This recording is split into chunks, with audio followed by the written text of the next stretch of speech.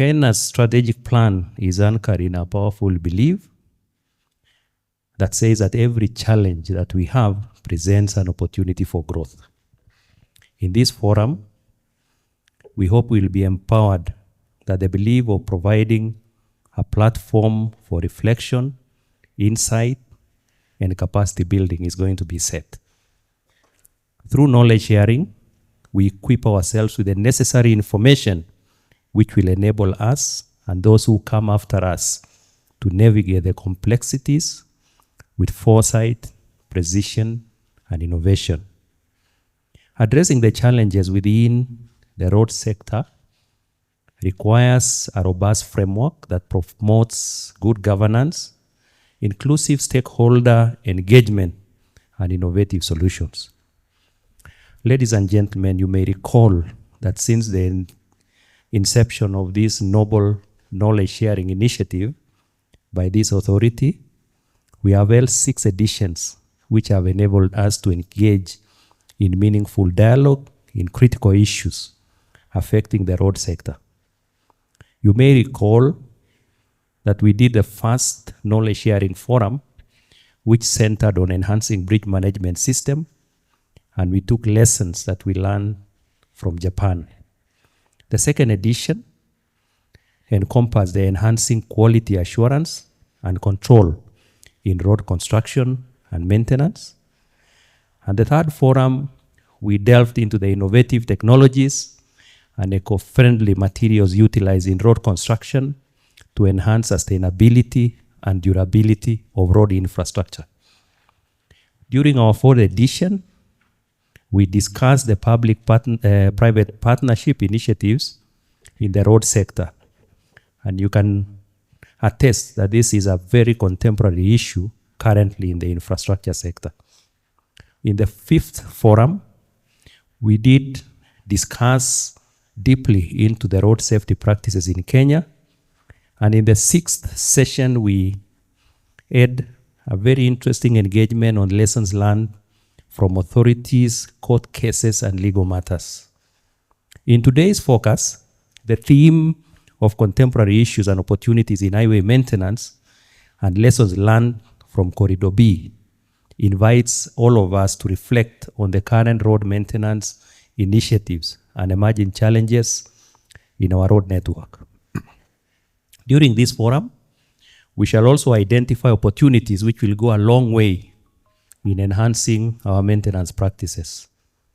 We are aware that funding constraints, the environmental compliance and axle load management, as well as climatic change, remains pressing concerns to all stakeholders managing our road infrastructure.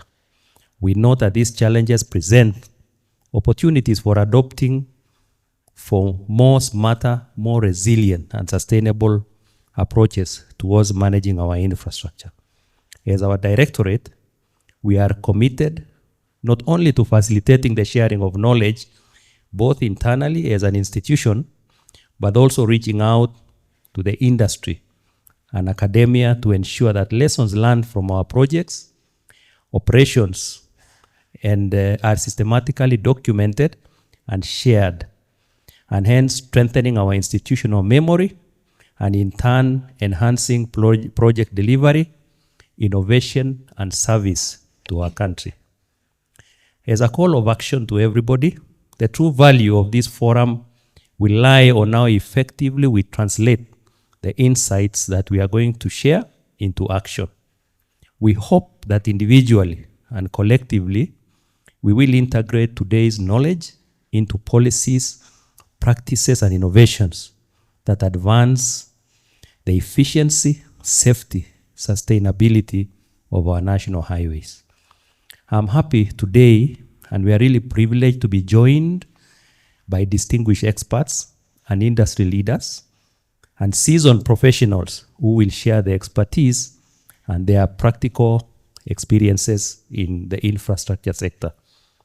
Allow me to sincerely extend my appreciation to the Board of Directors of the Kenya National Highways Authority, the Director General, you colleagues in the management, our guests, our panelists, and all participants and stakeholders for a commitment to dialogue.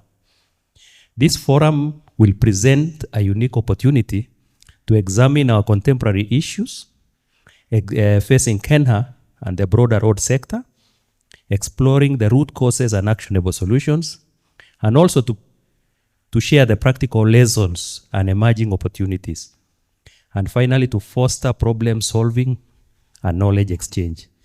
I want to say that those who have gone before us told us that knowledge shared is knowledge squared. And in vain have you acquired knowledge if you have not imparted on others. And also, they've told us to teach is to teach, and to teach is to learn. I want to encourage you, all participants, to be active during this engagement session, during the discussions, ask questions, share your perspectives, and help us to shape the policies and practices that will drive KeNHA to continued success in managing infrastructure sessions. At this juncture, allow me to take this moment, and it is an honor to welcome the representative of the DG, my colleague, the Director for Maintenance, Engineer Fuko Wafula, to come and make DG's remarks, then we can progress. Thank you very much.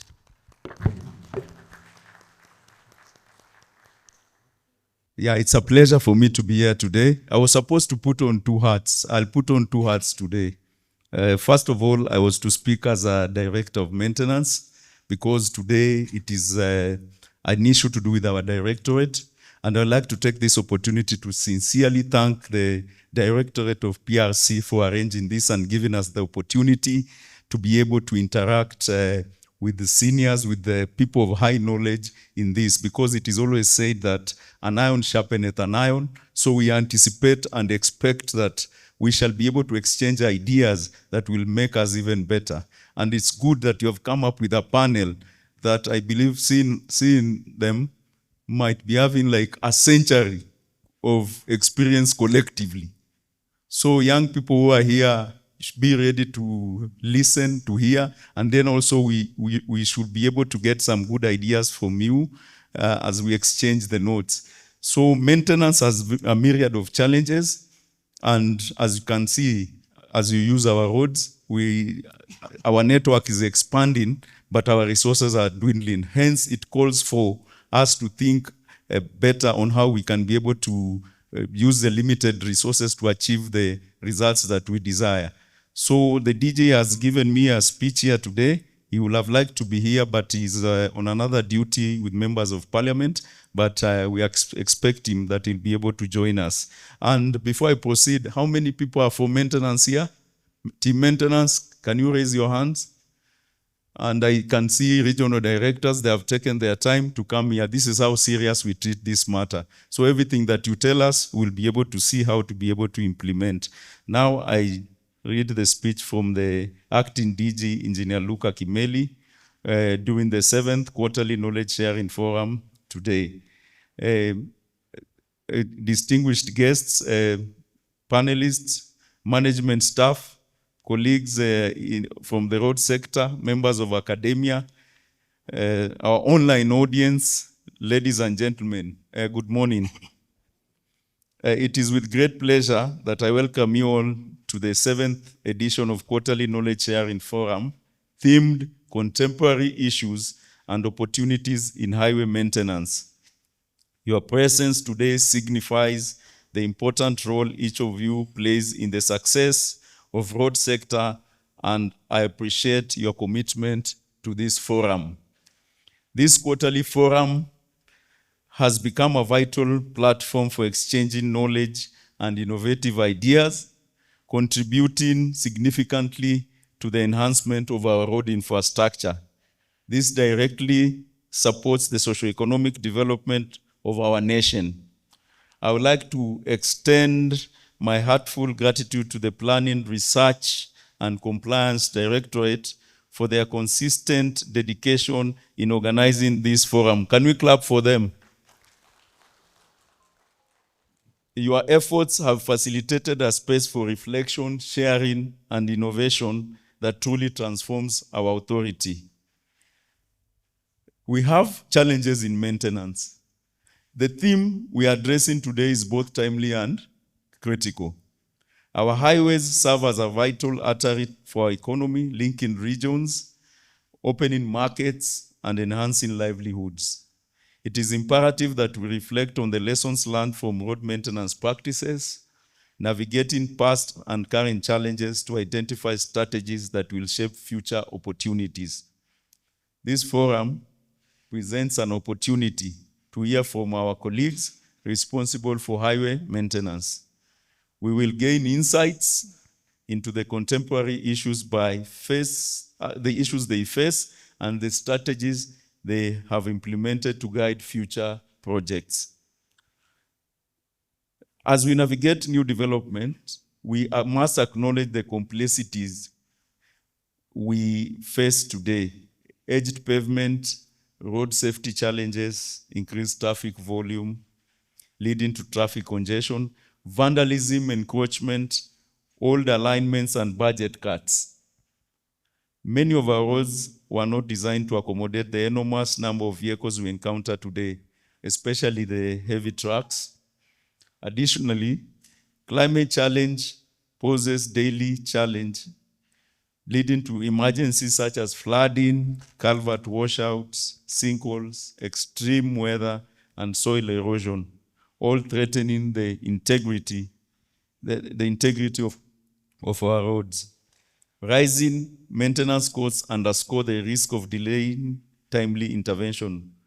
Moreover, technology advancements are shaping our sector in many ways, from intelligent transport system to electric mobility. This leads us to crucial question: how prepared are we as professionals and our authority to tackle these challenges? Ladies and gentlemen, the good news is that KeNHA has taken action, embracing strategies such as performance-based maintenance contracts to ensure our maintenance efforts are proactive rather than reactive. We are leveraging weigh-in motion technology to combat vehicle overloading, which is one of the silent threats to our roads, and utilizing GIS mapping technology for efficient and accurate monitoring of road condition. We have also embarked on documenting lessons learned from infrastructure projects. I look forward to having critical lessons learned from these projects being shared during our subsequent forums. Lastly, as we engage during this forum, let us reflect on impactful lessons and identify further opportunities that has been adopted to address contemporary issues and apply in our other projects. It is imperative to recognize that in today's world, innovation is no longer a choice but a necessity. We must align our challenges with opportunities. Preventative maintenance is a cost-effective alternative to reconstruction, as neglecting a portal today can exponentially escalate future costs. Engaging the community through stakeholder involvement is also essential, facilitating collaborative effort to address land acquisition dispute and ensuring sustainable road infrastructure. In conclusion, I encourage each one of us to actively participate, share insights, and challenge conventional thinking as we explore the future highway maintenance. Thank you very much. Asanteni. As I leave now, I put on the other hat as a director of maintenance. I like just to give you a challenge or an assignment. Can you go, when you go home, you get to me what is the meaning, what is the word of maintenance in your local dialect? I have come to understand that there is no such word in the African context, but perhaps today we'll know. Asanteni. Thank you, thank you. I think that clap does not befit the status of the DG. Let's give him a big one. Director, Oscar Sudi will disagree with you because he says that the name for maintenance is Ukarabati. But that's a story for another day. Are we excited to be here? Are we excited? I can't hear you. Are we excited to be here?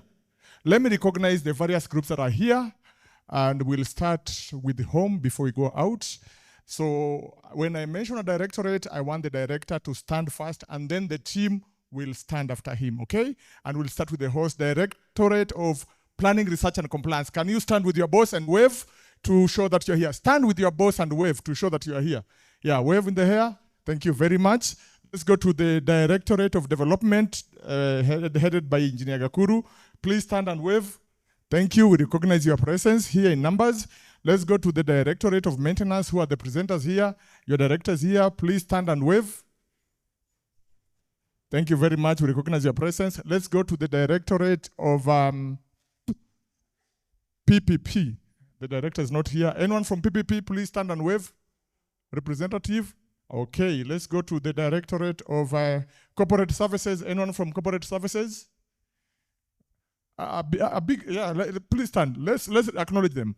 As much as it's technical, we recognize that knowledge cuts across professionals, and we appreciate you being here. Let's go to the other directorate, audit. Anyone from audit? Okay. Is there any directorate I've missed?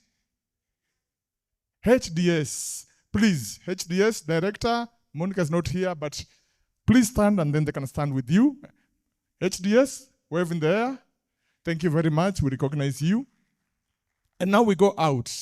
KeNHA University, please stand up and wave. Yes, we have a delegation from, let's give them a big round of applause for making it here. We have representative of ASEC, consulting engineers, please stand and wave. Consulting engineers in the house, including our panelists. Please stand and wave. Thank you. We have IEK. I expected all engineers to stand, but yes, please. Let's recognize the two of them from IEK. Do we have representation from KENHA? KENHA? Okay, they'll be coming shortly. And Kura? Please stand. Please stand to recognize you. Yes, please stand. Yeah, let's recognize engineer here. Yeah, and is there anybody from another agency or organization that have not been able to? Please raise your hand and I'll recognize you. Yes, sir. From which agency or organization? Dedan Kimathi, please stand up. Dedan Kimathi University, let's give him a big round of. All the way from Nyeri. Any other person that we need to recognize? Yes, please. From MTRD, our lovely lady over here, a big round of applause. Anyone else? We want to recognize everybody who is here. Yes, please, stand up. Another round of applause. It shows that the academia are serious about this exercise of knowledge sharing, and we should really appreciate them for that. Am I missing anybody? I believe we are good.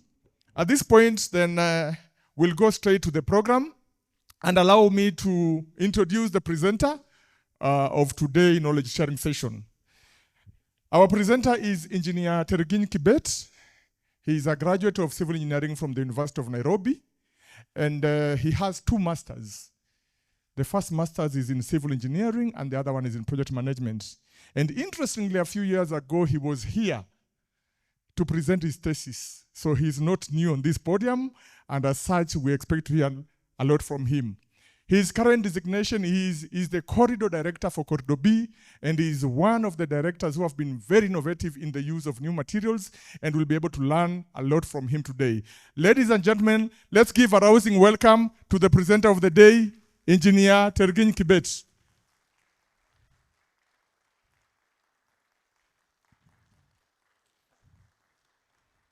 As he takes to the floor, I want to recognize the panelists that came in the course of our engagements.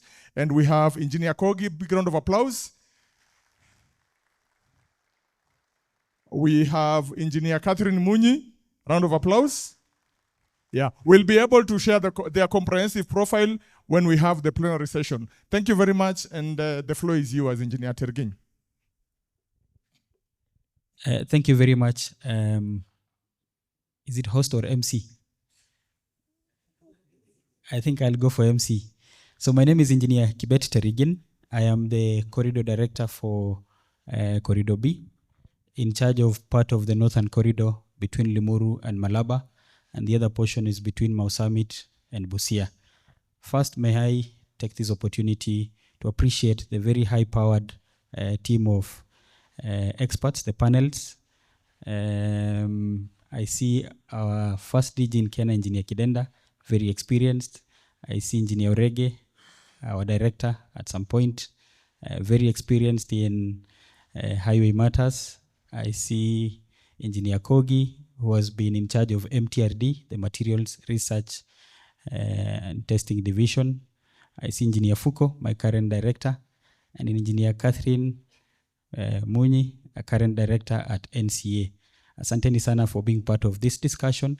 I would also want to appreciate the team from PRC, the Planning, Research and Compliance, headed by Engineer Cherono, and Daktari Victoria, and a very common name, Geoffrey Nyamasege, for putting this together, because it is in these opportunities that we share what we have gone through, what we are going through, and get an opportunity to improve in our maintenance activities. I would also want to appreciate maintenance, headed by our Director Engineer Fuko, for putting together this presentation that I'm about to do. And also the team at Corridor B, where are we? They have followed the director to make sure that the presentation is done in a proper manner.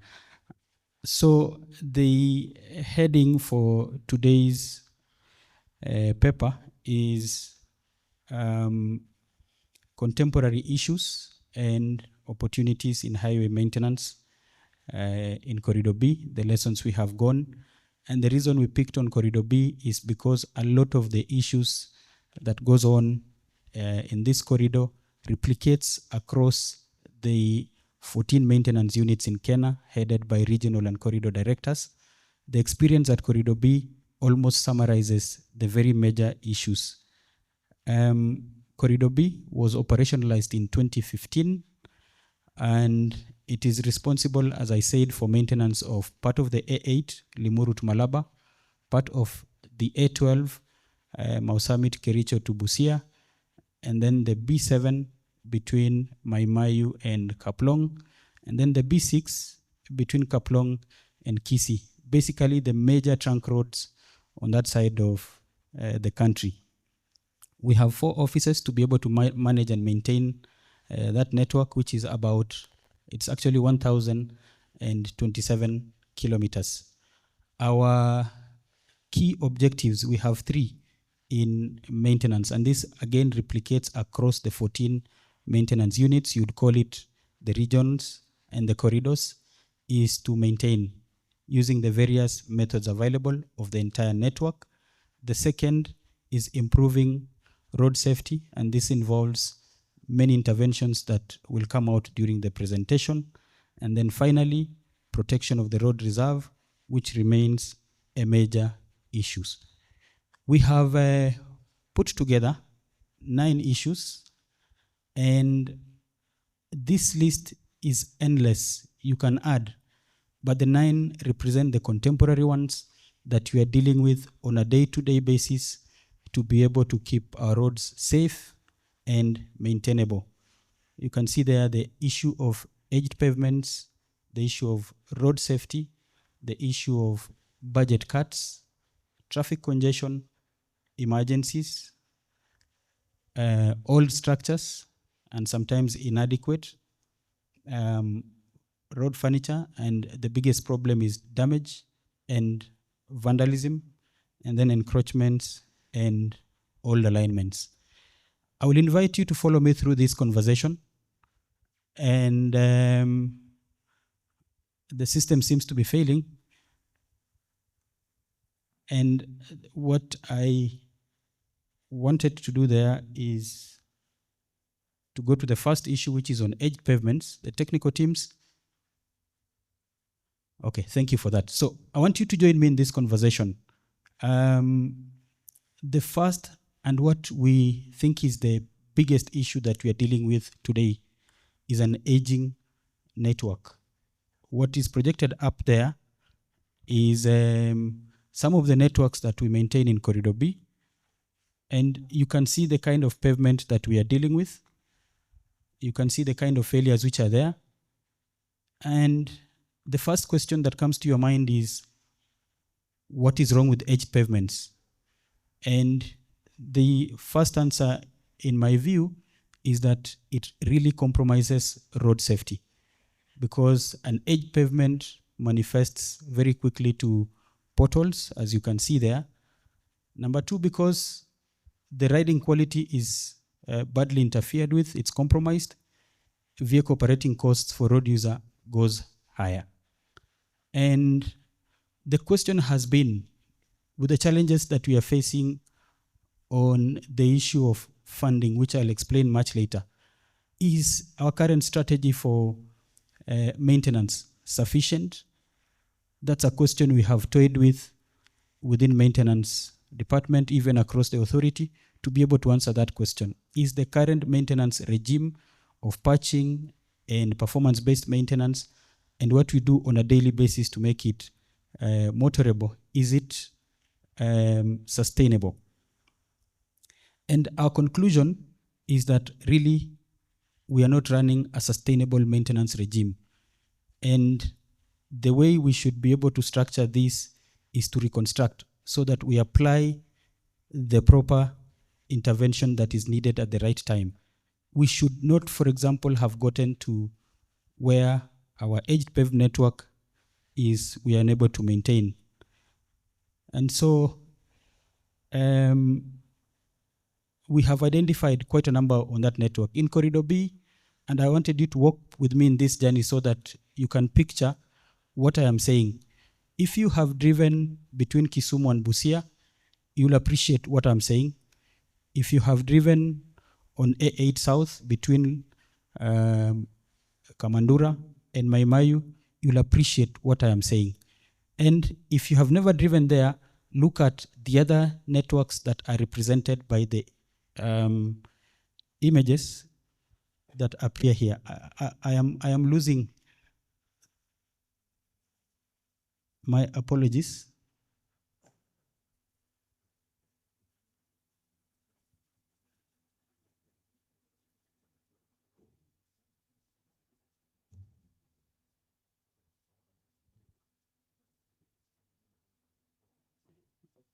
Okay.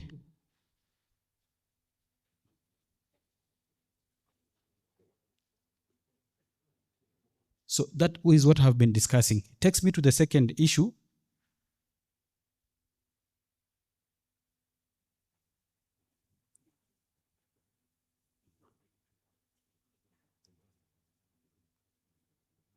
Okay. So the second issue is on road safety.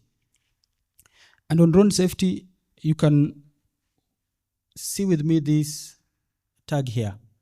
And the best way to do this presentation was to show what we go through on a daily basis. At Corridor B, anytime you hear a breaking news on any of the media outlets, chances are 80% it is on a Corridor B network. And these are just examples, except the fact that it is involving human lives. It's a statistic that we should not be dealing with. This is the latest that happened a few days ago. And the question that we should be asking ourselves is, what are we going to do to address these issues? And we have looked at the case examples. I've given Salga, I have given Londiani, and I have given Kariandusi.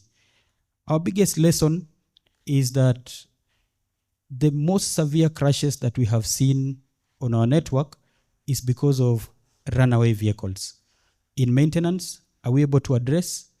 Because what we have been able to do, and this is attested by those who have driven on the network, is to make sure that our roads are properly marked, signs are placed there, and every day as we wake up and go to bed in the evening, we think about interventions that will make our network safe. But how do we address this problem here of runaway vehicles. The Londiani incident is a vehicle that lost control and rammed into people, killing 44 people. In this particular incident at Kariandusi, you have all seen the video. I think it's the only accident that at Corridor B, we did not belabor to explain the issues that happened because of a video. And you can see that somebody was not in control of the vehicle that was going there. Will maintenance be able to address such a problem? It's a question that we need to answer as we work through the possibilities to address them. Our view is that, yes, it is possible when we go for technology, and there's an opportunity there to be able to address such problems. At maintenance, we have involved innovation to be able to address. One of the accidents, for example, which I know you all connect with, was a runaway truck at Salga, the one that lost control, and data that was made available to us was that the vehicle crashed at a speed of 148 kilometers per hour and loaded. We were ready for such an eventuality because it's not the first time that has happened. And we did a runaway ramp that if the vehicle had gone there, that accident would probably have not been as severe as it were. But under maintenance, our commitment, and this is there within all our teams, is to make sure that our roads are safe. Another such incident happened in Kisii, a place called Kijauri, part of our network, a truck which also lost control, and luckily a few days ago, we had cleared encroachments. We would have had statistics similar to this. So the main issues that we need to consider are what innovations should we put in place to address this kind of road safety challenges. And we have toyed with the idea of enforcement of traffic rules. The county governments doing for us designated market centers so that we clear people from the roads. But then the other challenge is, are we well prepared with the resources to do it? It's a question that we have not been able to answer. Pedestrian facilities. And now our biggest problem in Corridor B will be addressed by the PPP, which is just about to begin in a few weeks. But how many PPPs should we be able to do to address that problem? The next issue that we deal with is on dwindling resources. And this, apart from an aged pavement, we are dealing with dwindling resources. And we have seen consistently over some period that we are now not able to fund operations that are necessary to make our roads safe and motorable. What happens when resources are not enough? We get into what we call maintenance backlog. And when you delay critical interventions, the other problem that we get into is the failure. The kind of failure you see there is symbolized by doing what our resources are able to meet, and soon this is where we get. It is shown that if you don't do the maintenance regime as planned, at some point the network starts losing its value. And it's been demonstrated that if you apply maintenance interventions over the life cycle of a project, and if you don't, you are likely to incur up to 20 times more the costings that would have been used to do the maintenance regime. And so we have thought about this, but it remains an issue. Innovation is now required at this stage so that this issue of budget cuts is addressed in totality. Do we rely on the traditional methods of funding, the RMLF? Maybe yes, because there's still resources involved. Do we innovate on source revenue as the authority? It is actually and very clearly in our minds that we need to think of alternative sources of funding. Public-private partnership could be an option that can be considered. But when you look at all of them, We have an issue. It's an elephant in the room that needs to be addressed. And the questions we are asking is, are we going to prioritize the way we use the little resources we have so that we address the most pressing needs on the network, on the paved networks, to the detriment of the other ones?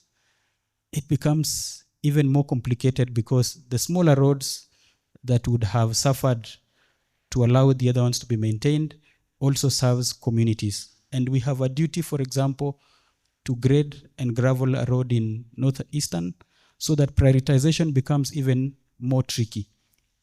Change of strategy? Maybe yes. We are at a point in the history of maintenance that we probably need a change of strategy. Additional funding? Clearly, we need additional funding. And that opens an avenue for the innovation that I have just explained. The next one, the next issue that we deal with is traffic congestion. And this, most of you can identify with, whether you normally travel to Western Kenya. Those who travel to the east, I don't think it's a problem anymore, unless maybe Thika Road. Those who travel to the south, you can actually link up with this. And those who do the western parts of Nairobi, this is a problem that we have to deal with. At Corridor B, this remains a major challenge on a weekly basis. I am almost certain that this coming Friday, being a Friday that people have earned their salaries, we are going to deal with this challenge that you see on portions between Limuru, all through to Kimende, through to Naivasha, and through to Gilgil. There is even an emerging one where my friend Engineer Makodero comes from, in Ahero. And a problem that sometimes you wonder, why should we have such a traffic congestion issue in the far areas of this country? It basically should be a problem of the city, but Kisumu is also a city. But this is an issue that we have to deal with. If you look with me on this photo, you'll notice that we are dealing with 4 lanes heading in one direction. Lane number 1, number 2, number 3, and number 4, all heading towards Nakuru. And yet it's a single carriageway supposed to do only 2 lanes. If I expand my scope, there are 2 more lanes here, making it 6. And if I add on the opposing side, another 2 lanes, making it 8 on a single carriageway. How should we deal with it? We have a solution in maintenance to keep you moving. And we have attempted and tried with the support of our leadership and the National Police Service Commission. And now I can almost certainly confirm that in the next holiday season that comes up, those traveling on Corridor B between Limuru and Naivasha and Nakuru will likely not get into this mess. But what has it taken for us to get there? It has taken deployment of massive number of police officers, sometimes as far as Nairobi and Nakuru, to keep a police officer every 500 meters on the road to make sure that you don't do this. Is it sustainable? The answer is a clear no. It is not sustainable. So how do we address it? Our teams in maintenance have looked at it, and we believe the answer lies in technology. Cameras, and this can be fixed cameras, people moving on vehicles and taking a photo and issuing instant fines. It's an opportunity that is currently being explored within KeNHA, so that instead of putting 500 police officers on a stretch because people are going home, we just keep a few people moving with those devices and make sure that we are able to address. The second photo speaks the same. What is this vehicle doing in the bush? And another interesting point that we have seen is trucks are very organized in terms of congestion. The problem is, unfortunately, me and you. There's a high chance if you meet me on the road, you'll say I'm an engineer from KeNHA. And if you tell a police officer and the next person, we don't have a solution. But the cameras will never want to know whether it's an engineer or a police officer or somebody who is able to maneuver his way through. On the next one is an issue on flooding. And this, you can connect with me that this is what we go through twice every year. I want to pose a question. Where is this place? Who can attempt? This is Suswa. Do you agree with me that there is a paved road here? There's actually a paved road buried under in this massive siltation. And look, we are looking for the road here. We're actually digging to find the road below. This is an issue to do with flooding. It resonates across many of our maintenance units. Northeastern has a problem, Lower Eastern has a problem, North Rift, name them. This remains a challenge, except only that this may be the most significant of the flooding because it's affecting a major corridor on our network. What is the solution? At maintenance, we're able to keep you moving, fortunately, by doing this and many other interventions that the team in maintenance understand. But is it the future? Is it sustainable? The answer is an obvious no. If you go with me to the next slide, that is where we need to go. And not only in Suswa, not only in that portion in Maimayu, this is where we should go for all the sections in our network that are affected by flooding. Do we have the funds to do this? The answer is a clear no. And if it is a clear no, it means we need to think beyond the ordinary and come up with ways to fund this. Because what we have been doing is really not sustainable. That image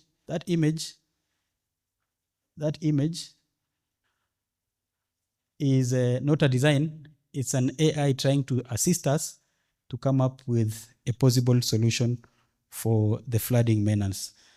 The next kind of emergency that we deal with, and this is also resonating across the maintenance units, here was a washout that occurred in Timboroa on the A8. It's a major artery in this country. And we woke up to a morning where the Amco culvert, which was here, had been washed away, cutting the road into two. Can we afford to close this road for a day or two? The answer is a big no. You cannot be able to afford to close it in a day or two. Under maintenance, we had a solution. This framework contract came in very handy, and we were able to do in a day, all in a day's work. We had to spend at least more than 24 hours to make sure that the road was closed, excavated, and came up with an innovation. This is now an innovation which has been accepted in KeNHA, but at that moment, we did not have a way forward. And thanks to the agile team at that time, the director, the DG, and the maintenance team at Corridor B, this came up. At that time, we may not have been able to explain, but in a day, the road was opened to traffic. If I go to the next slide, another kind of emergency that you deal with, and this is what we normally call fault lines or subsidence or emergencies. We have dealt with this for some time. This may be unique for the time being to Corridor B in between Maimayu and Dukamoja and Narok and Nakuru. Something I wanted you to take note is watch this video, this one, and I want you to follow this flow of stormwater. This flow, as it comes in and goes into the ground, and for 1 week, this ground is able to swallow all that volumes and volumes of stormwater. You can see how it is swallowing on this video. And the question is, where does it go? The team from academia and the team from maintenance, we are working out something so that we can be able to find a solution to those issues. But at maintenance, we are still able to keep you moving despite these challenges. We addressed the one at Nakuru, the next slide. This one happened in Nakuru, and overnight we were able to restore to traffic and assure of the safety. But have we solved it? The answer is a no. We still have to do much more than just filling with rocks. And this small hole here consumed so much of rock fill that even after finishing round one, half of it still went under. Are we still safe? The answer is a big no. We still have to think beyond and get the geology department, and we're working with them. I think the director is in communication so that we get sustainable solutions. Nakuru has 4 of these. Maimayu Dukamoja has two locations that are affected by the subsidence. The other issue is inadequate structures, and on inadequate structures, I have 3 scenarios. The first scenario is narrow bridges, and what happened, maybe at that time we did not have resources, but we have a lot of bridges on our networks that do not have space for pedestrians. And here is a recent issue somewhere in Bomet, where somebody got scared because of a bus and dived into the river. Unfortunately, we lost him. Somebody again who attempted to rescue again was swept away. But could we have solved the problem if we had resources? Yes, we would have done. That, because the road in this case, this is somewhere near Narok, and this is the structure of most bridges on that road. No pedestrian facilities. Here, there's a school here, and yet they have to force on this space with vehicles driving. So this becomes a solution. Do we have resources? Answer is no, we cannot be able to meet the entire demand. And so, an opportunity for innovation. The next one is a bridge that floods roughly every 3 or 4 years, somewhere between Kaplong and Kisii. And the name is there, Mugeni Bridge. On ordinary times, it is okay, but once every 4 or 5 years, you will find this scenario. Do we have a solution in maintenance for overtopping? The answer at this stage may be no. We need resources to be able to lift and sort out this bridge. The next one is this bridge, which is somewhere on our network, and because of height, this is what we are seeing. And our role is to make it safe, but we still need resources to be able to address comprehensively this problem and make it safe. And then the next one is another one, again, between Maimayu and Dukamoja. Basically, we are saying we are facing a problem with our old, inadequate structures on the network. The other issue is on-road furniture. And the biggest problem we face on road furniture is vandalism. We have invested so heavily on signs, including innovation and all that, but we keep losing hundreds of signs on the network because of people who don't value the lives of people who use our network. Here, we have gone to the point of prescribing and coming up with the very first sign in KeNHA that is 100% steel free. Call it 99.99% because only the balls are metallic.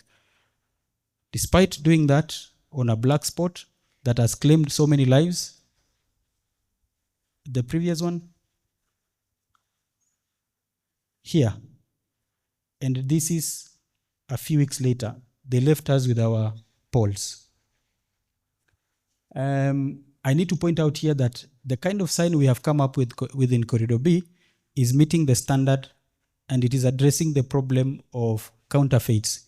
We have a lot, and actually I can confidently say 100% of reflective sheetings for road signs, these ones here, in the market in Nairobi, are either imitations or counterfeits in the market that do not meet our specifications.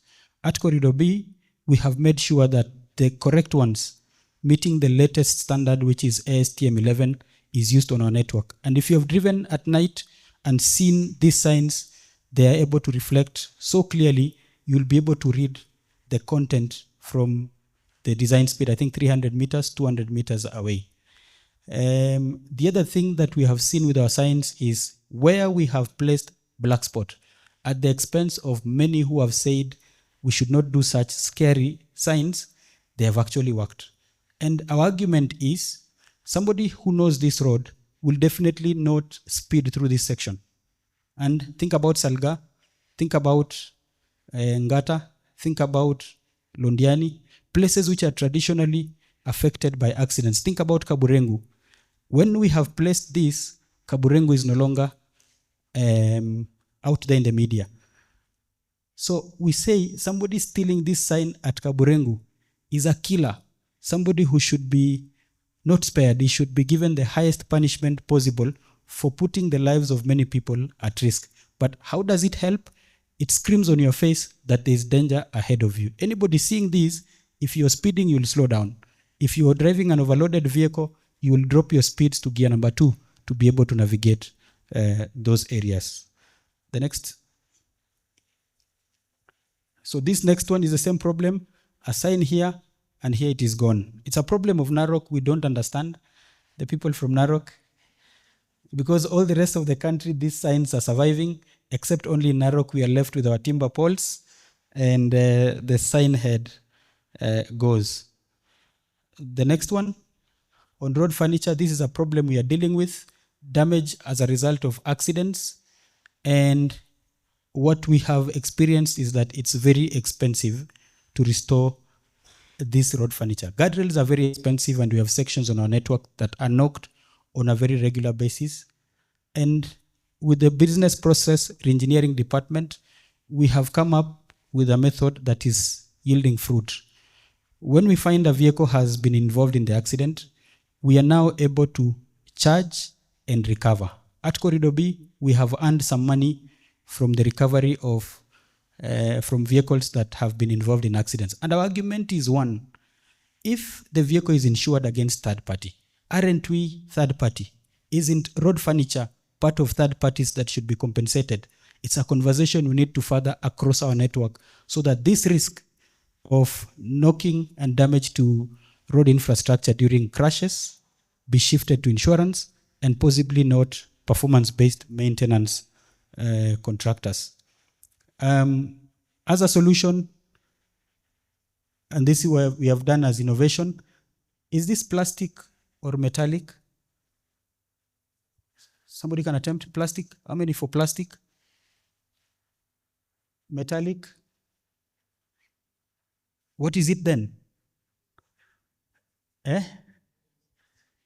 Timber. Exactly, yes. These are treated timber poles, but somebody in Molo has been able to lathe and mimic the other normal poles that are in the market. You can actually confuse with steel. If it is painted, you can confuse with plastic, and they survive. They withstand the vagaries of weather, and they also survive the ordinary vandal. They don't have any use for it. You can't use it for firewood. You can't do anything with it. It has survived. An innovation done at Corridor B, and here are just examples. Here, if you are with me, here, see this container. It is hanging on the A8 South. What is holding it?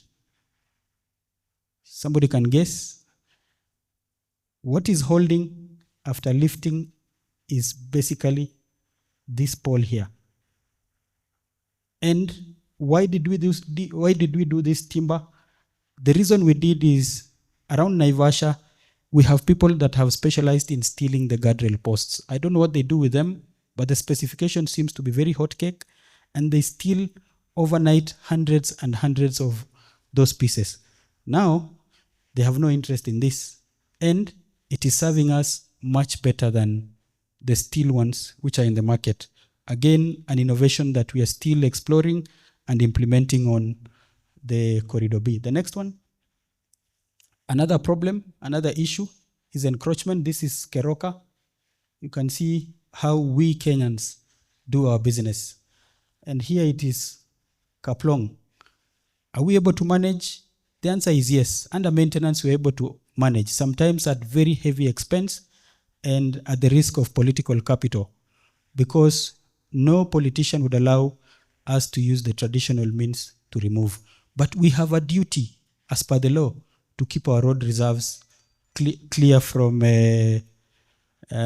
encroachments. We have attempted in Corridor B to clear.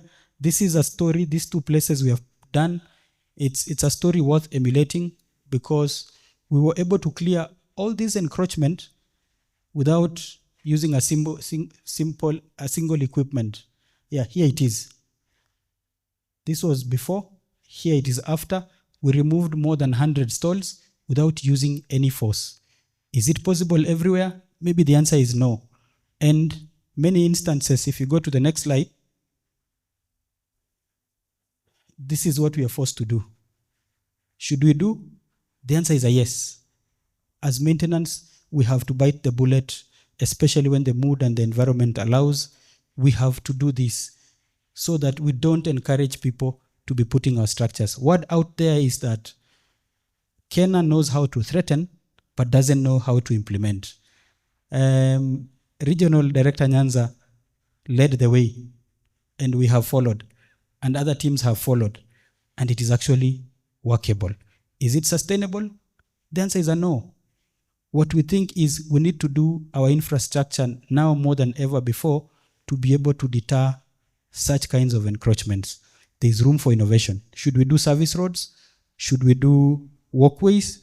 But basically the infrastructure should be able to deter these people from going back. Sadly at Keroka, because we did not use force, people are attempting to come back. But we will make sure it remains as it should be. Bwana MC Pole, my time is not up. And I will move very quickly. The other problem that we face, which is an issue, is neglected old alignments. It's across most of our network. A very clear one is the Naivasha to Nakuru. There's the old A104, which we have never done any intervention on. And we have quite a number. Salga, around Miga area, we have an old alignment. We have another one in Ainabkoi, Timboroa. The old engineers, the most experienced ones, will remember when we realigned, we left the other alignments. And we see a lot of opportunity in the old alignment. If you see here, this is the old A104. This is value that is wasting away in the bush. Still part of the A104, wasting in the bush. We see an opportunity that these old alignments can be restored, taken care of by the authority, and assist whenever we have emergencies and we need diversions. On to the next one. So as I tend towards the end, I hope you trip once again. You give me a few minutes. We have seen opportunities within KeNHA, within maintenance, that can be explored. The team at innovation, we have human resource, and at maintenance we hold immense human resource, very experienced engineers. I can dare say that KeNHA today holds the highest number of project management professionals and supervision teams who have for a very long time been involved in these activities. There's an opportunity to take advantage of this human resource. We have laboratories in far-flung areas where we are not able to reach MTRD. These laboratories are opportunities. We have opportunities in roads safety. We have opportunities in road safety, and basically, apart from what I've been able to explain, many opportunities lie in technology. If you move with me to the next one, the last one, opportunity, which is utilization of idle lands, there's an opportunity to generate revenue. And we have quite a number of idle lands, including part of the old alignment, which has an opportunity for the authority to generate revenue. And as I tend towards the end, Bwana MC or host, at Corridor B, we have been able to introduce all these items. Treated timber posts I've explained, reflective sheeting I have explained, thermoplastic rumble strips. This is a solution that has enabled us now in 3 years, Corridor B has not done a single bump. And this I put to you, you can go and confirm that in Corridor B network, no new single bump, and it remains our commitment. But how have we been able to manage this thermoplastic Rambo strips? Is working magic, because we can be able at this point to negotiate with the MCAs and the leadership of areas that really we don't have to do bumps, but we can offer a solution that works. If you go to Gilgil Weybridge, this solution, and it took actually the support of Engineer Cherono to implement. Nowadays, we don't have a problem of vehicles running through the median barrier as you get to Gilgil Weybridge, courtesy of these Rambo strips. Rolling barriers, I'll show you in photos shortly, but we have done a sample for this rolling barrier guardrail system somewhere in Kisumu and somewhere between Kericho and Ahero. Weholite pipes I showed you on Timboroa. Green energy solutions we have done at Mau Summit Interchange, street lighting, which is 100% solar. If you drive there at night, you can be able to appreciate these green energy solutions. GeoGrid somewhere in Mulot, we have tested recently with our director engineer Fuko. We have gone to actually compare a section that had GeoGrid and a section without. And you can clearly see that this is a solution worth emulating in our pavement. And then finally, speed cameras. If you descend between Kinungi and Naivasha, there is a speed radar which we placed, and many people believe it's enforcing. What did we see? Even at night, people observing speed limits. But further on at Kinungi, we have a camera that is picking your vehicle details and speeds, and another one down at Karai, 4 kilometers down. We are building up a system that should be able to calculate your average speed as you descend from Kinungi down to Karai, so that then, out of innovation and ICT is involved, HDS is involved, maintenance is involved, we should come up with a solution that takes your speed over long distances, so that if you drive at an average speed above the design speed of the road, you can be charged. It's up in the works. It will be tested soon. Next. Oh, okay, before you go. There are these two innovations. Eco Cement is environmental friendly cement that the authority under maintenance is implementing. We will share experiences as we go, but it reduces the carbon footprint so that at maintenance, we are not left behind on environmental stewardship. This other product called Amasil is an interesting one, and I'm sure Engineer Kogi may want to talk about later. It is a proprietary product from an European country that has been showcased to us. It's able to seal cracks, and you know many of our edge pavements crack before it becomes potholes. So this is an emulsion that you spray on the road as the cracks emerge, and it gives you a seal as good enough as surface dressing. We have not tested, but we hope in very due course, in conclusion, we should be able to test. In conclusion, the next, these are just photos. I've explained the next. The Weholite pipes, replacement of those Amco culverts, the GeoGrid here, those thermoplastic Rambo strips. This rolling barrier guardrail system, it's worth doing more research and confirming whether as a country we're able to do it in totality. Since we placed no accident, and fortunately or unfortunately, we are not able to test its effectiveness. Except that we think because it is so prominent, no vehicle has been involved in an accident there. Next. So this is the speed radar. You have seen it as you drive. We have a camera here. You'll see it. This is the camera, and it takes volumes and volumes of information. We should use it for traffic enforcement at some point. Next. Here is what should have solved for us the Salga accident. Because if that vehicle had driven on this runaway ramp, it would have been stopped. See the next slide? These are examples and many others. This guy here, after stopping, came to apologize. And then we told him, you don't need to apologize because that is exactly what he's meant to do. When he realized he had not made a mistake, he said, alhamdulillah, leo ningemeza pamba. And you know pamba in those very dangerous homes, pamba in a mortuary. He said, today I would have done it. So we saved a life. We've saved so many. This facility is working. Next. And MC, asante sana. Thank you very much. That marks the end of our session 1.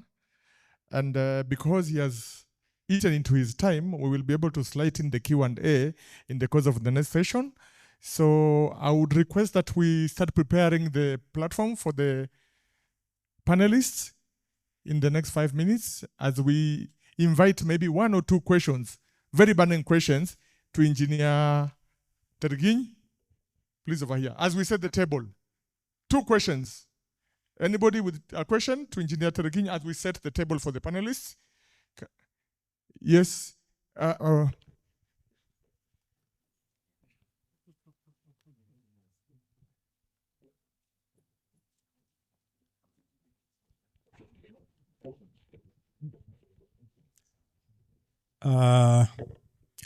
I'm Engineer Nyaguti from KeNHA University.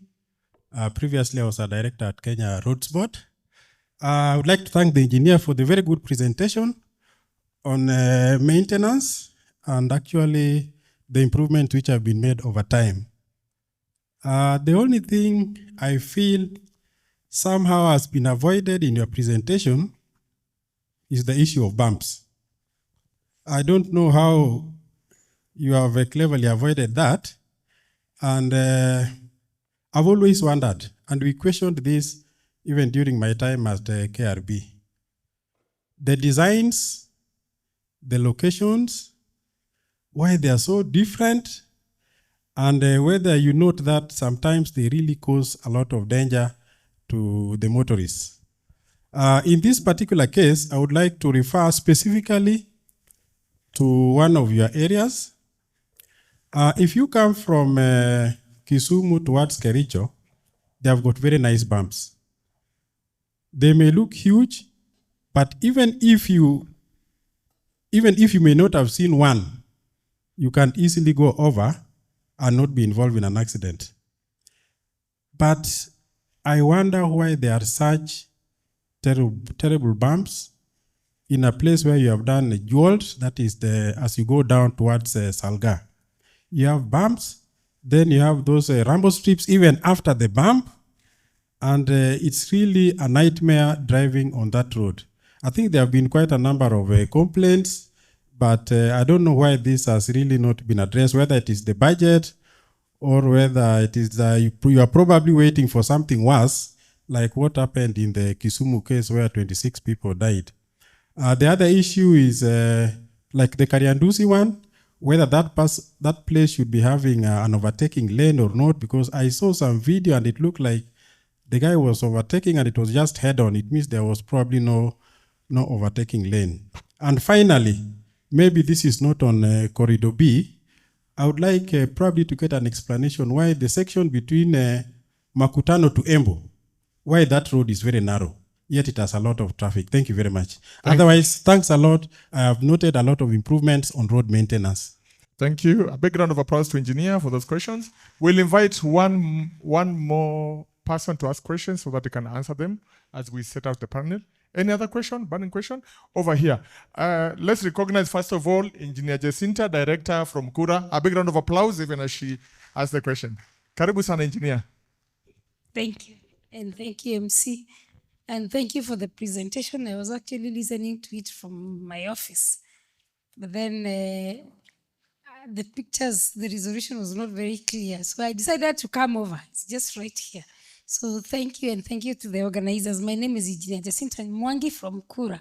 I only have one question. I use, on a weekly basis, either the road to Nyeri or the road to Naivasha. I've seen the plastic rubber strips. I've seen you just pass through, but I wanted to know how effective they are, because I've seen them and then I started wondering, what are these? what is it supposed to achieve, and how the effectiveness. 2 is on the road signs. I have seen that photo where I think the road sign was holding a container. I think that is the point. I love the office. How do you, we still have cases where those road signs, however useful or useless they are to a third party, they still get cut. We have witnessed that. And how do we now stop the people from cutting them? I know, will you put maybe a budget that they'll be cutting and we replace, that they cut, we replace? For how long? Thank you very much. Thank you. We'll allow, there is one more burning question over there. We can take that because the questions are few. We can take that. Please introduce yourself and then you can pose your question. Yes, thank you very much. My name is Engineer Michael Ocheng. I'm from representing IEK. I chair the transport task force there. My question is, first of all, I appreciate a lot the technologies that have been done and the presentation, which were quite commendable. But it also reminds me that over the weekend I was trying to drive on the Busia Road. I had a sick parent, Kisumu Busia Road, and the number of portals were amazing. Portals to a large extent start originating from poor drainages. And I don't know which one is cheaper, to wait for the portals or to clear the drainages so that portals are less formed. Any point, even in the urban area here, I see new recarpeted roads, and that is maybe for Kura and the county. But the element of draining water so that the livelihood of the roads remain is something that maybe needs to be addressed. What is so difficult in drainage maintenance? Because most of the drainages are clogged, and as a result, the potholes. The second one, which is very small, is on the thermoplastic paints on the road markings. I believe a great safety, and most of you in some highways have come across where at night you really have to guess which part of the road you are supposed to be. And when it rains, you can't see. What is so difficult about just painting? Even if you don't do the total maintenance and then paint, there must be a periodic time for safety of road markings. And it's a very critical thing in terms of road safety and one of the major causes of accident. Thank you very much. Thank you. Quickly answer that before we bring our panelists here so that we can have a length engagement. Yes, please. Asante sana.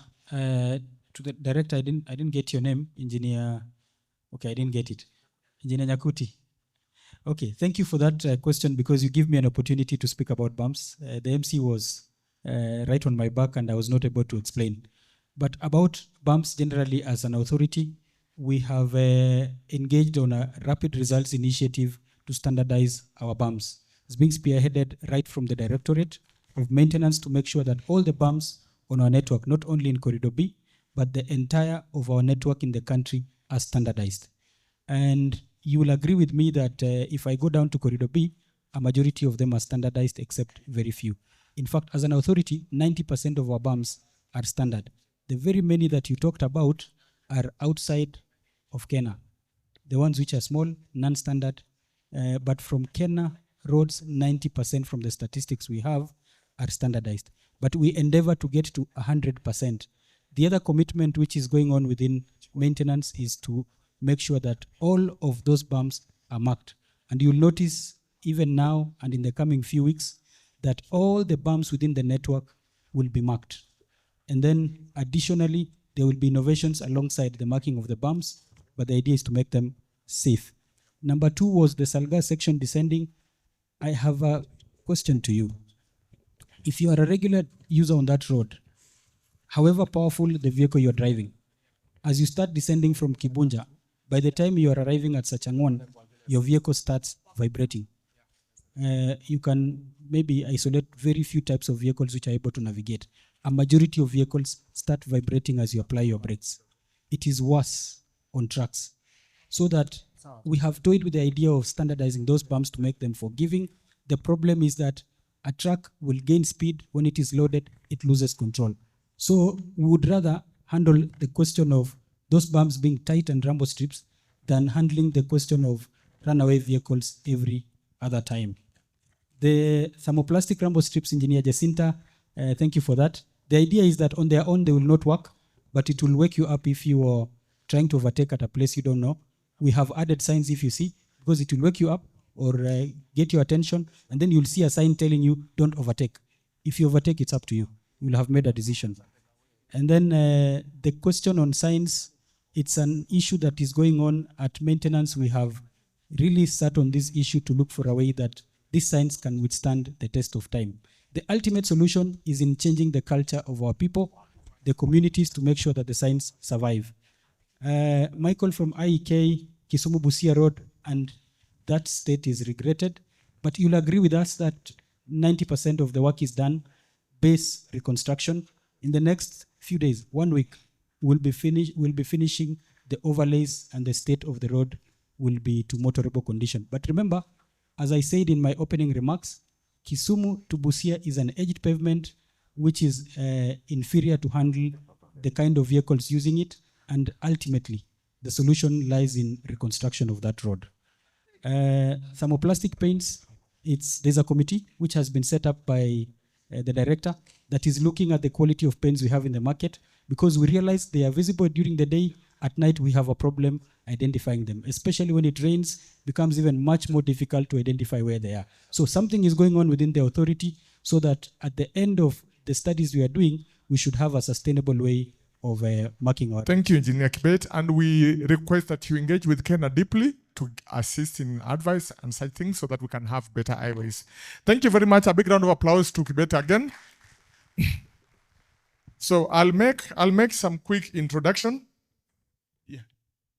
I'll make some quick introduction and sit in our guests. Then I'll invite the moderator who will take it from here. So we have a list of renowned professionals here, and I'll start with Engineer Kideda. He's not a new face here. He has a BSc from UON and MSc from Birmingham, a consulting engineer, pioneer DG for KeNHA, and has done immense work in the infrastructure. Let's give him a big round of applause as he comes to the podium, and we have him seated. Next, we have Engineer Kari Orege, again, graduate of UON, masters from Birmingham, same as Engineer Kidenda, former PS, regional development, and consulting engineer, recent board member in KeNHA. Let's give him a round of applause. Again, the pioneers of these authorities. He was part of the working group for the establishment of the authorities.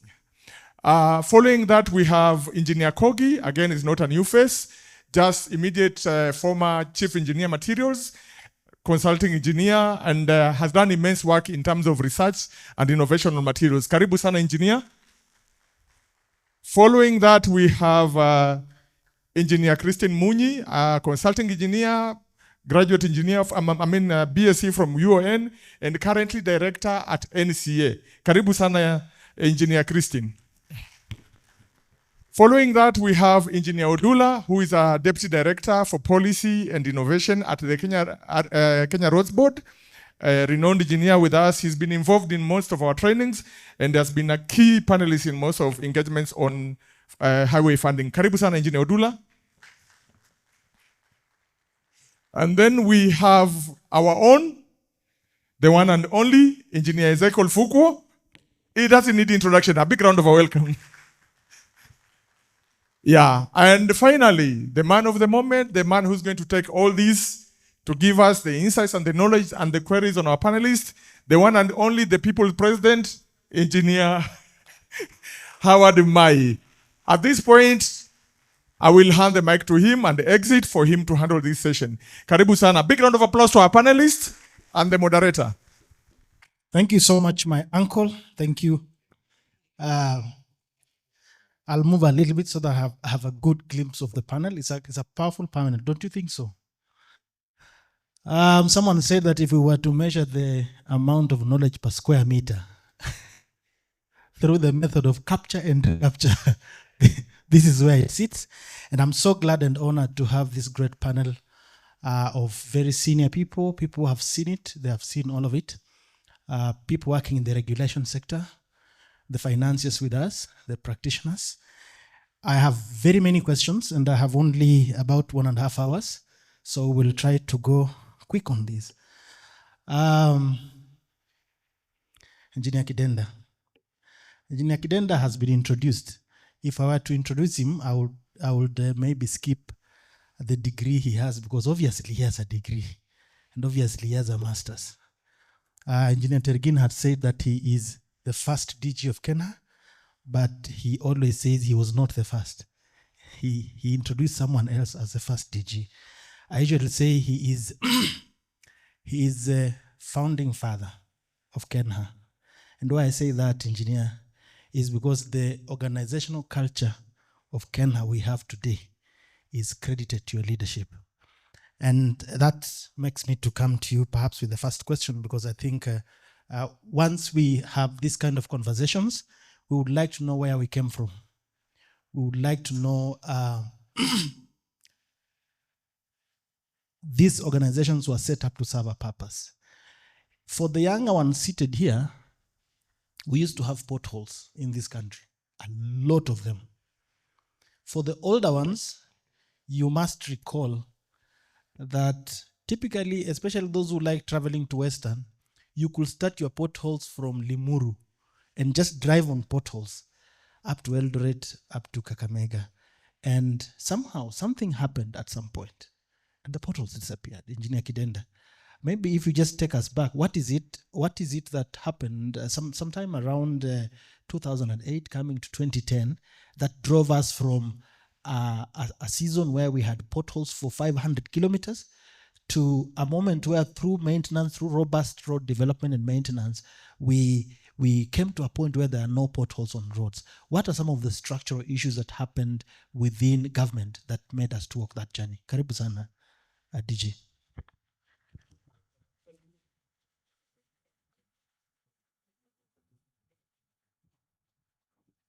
Thank you. Can you hear me?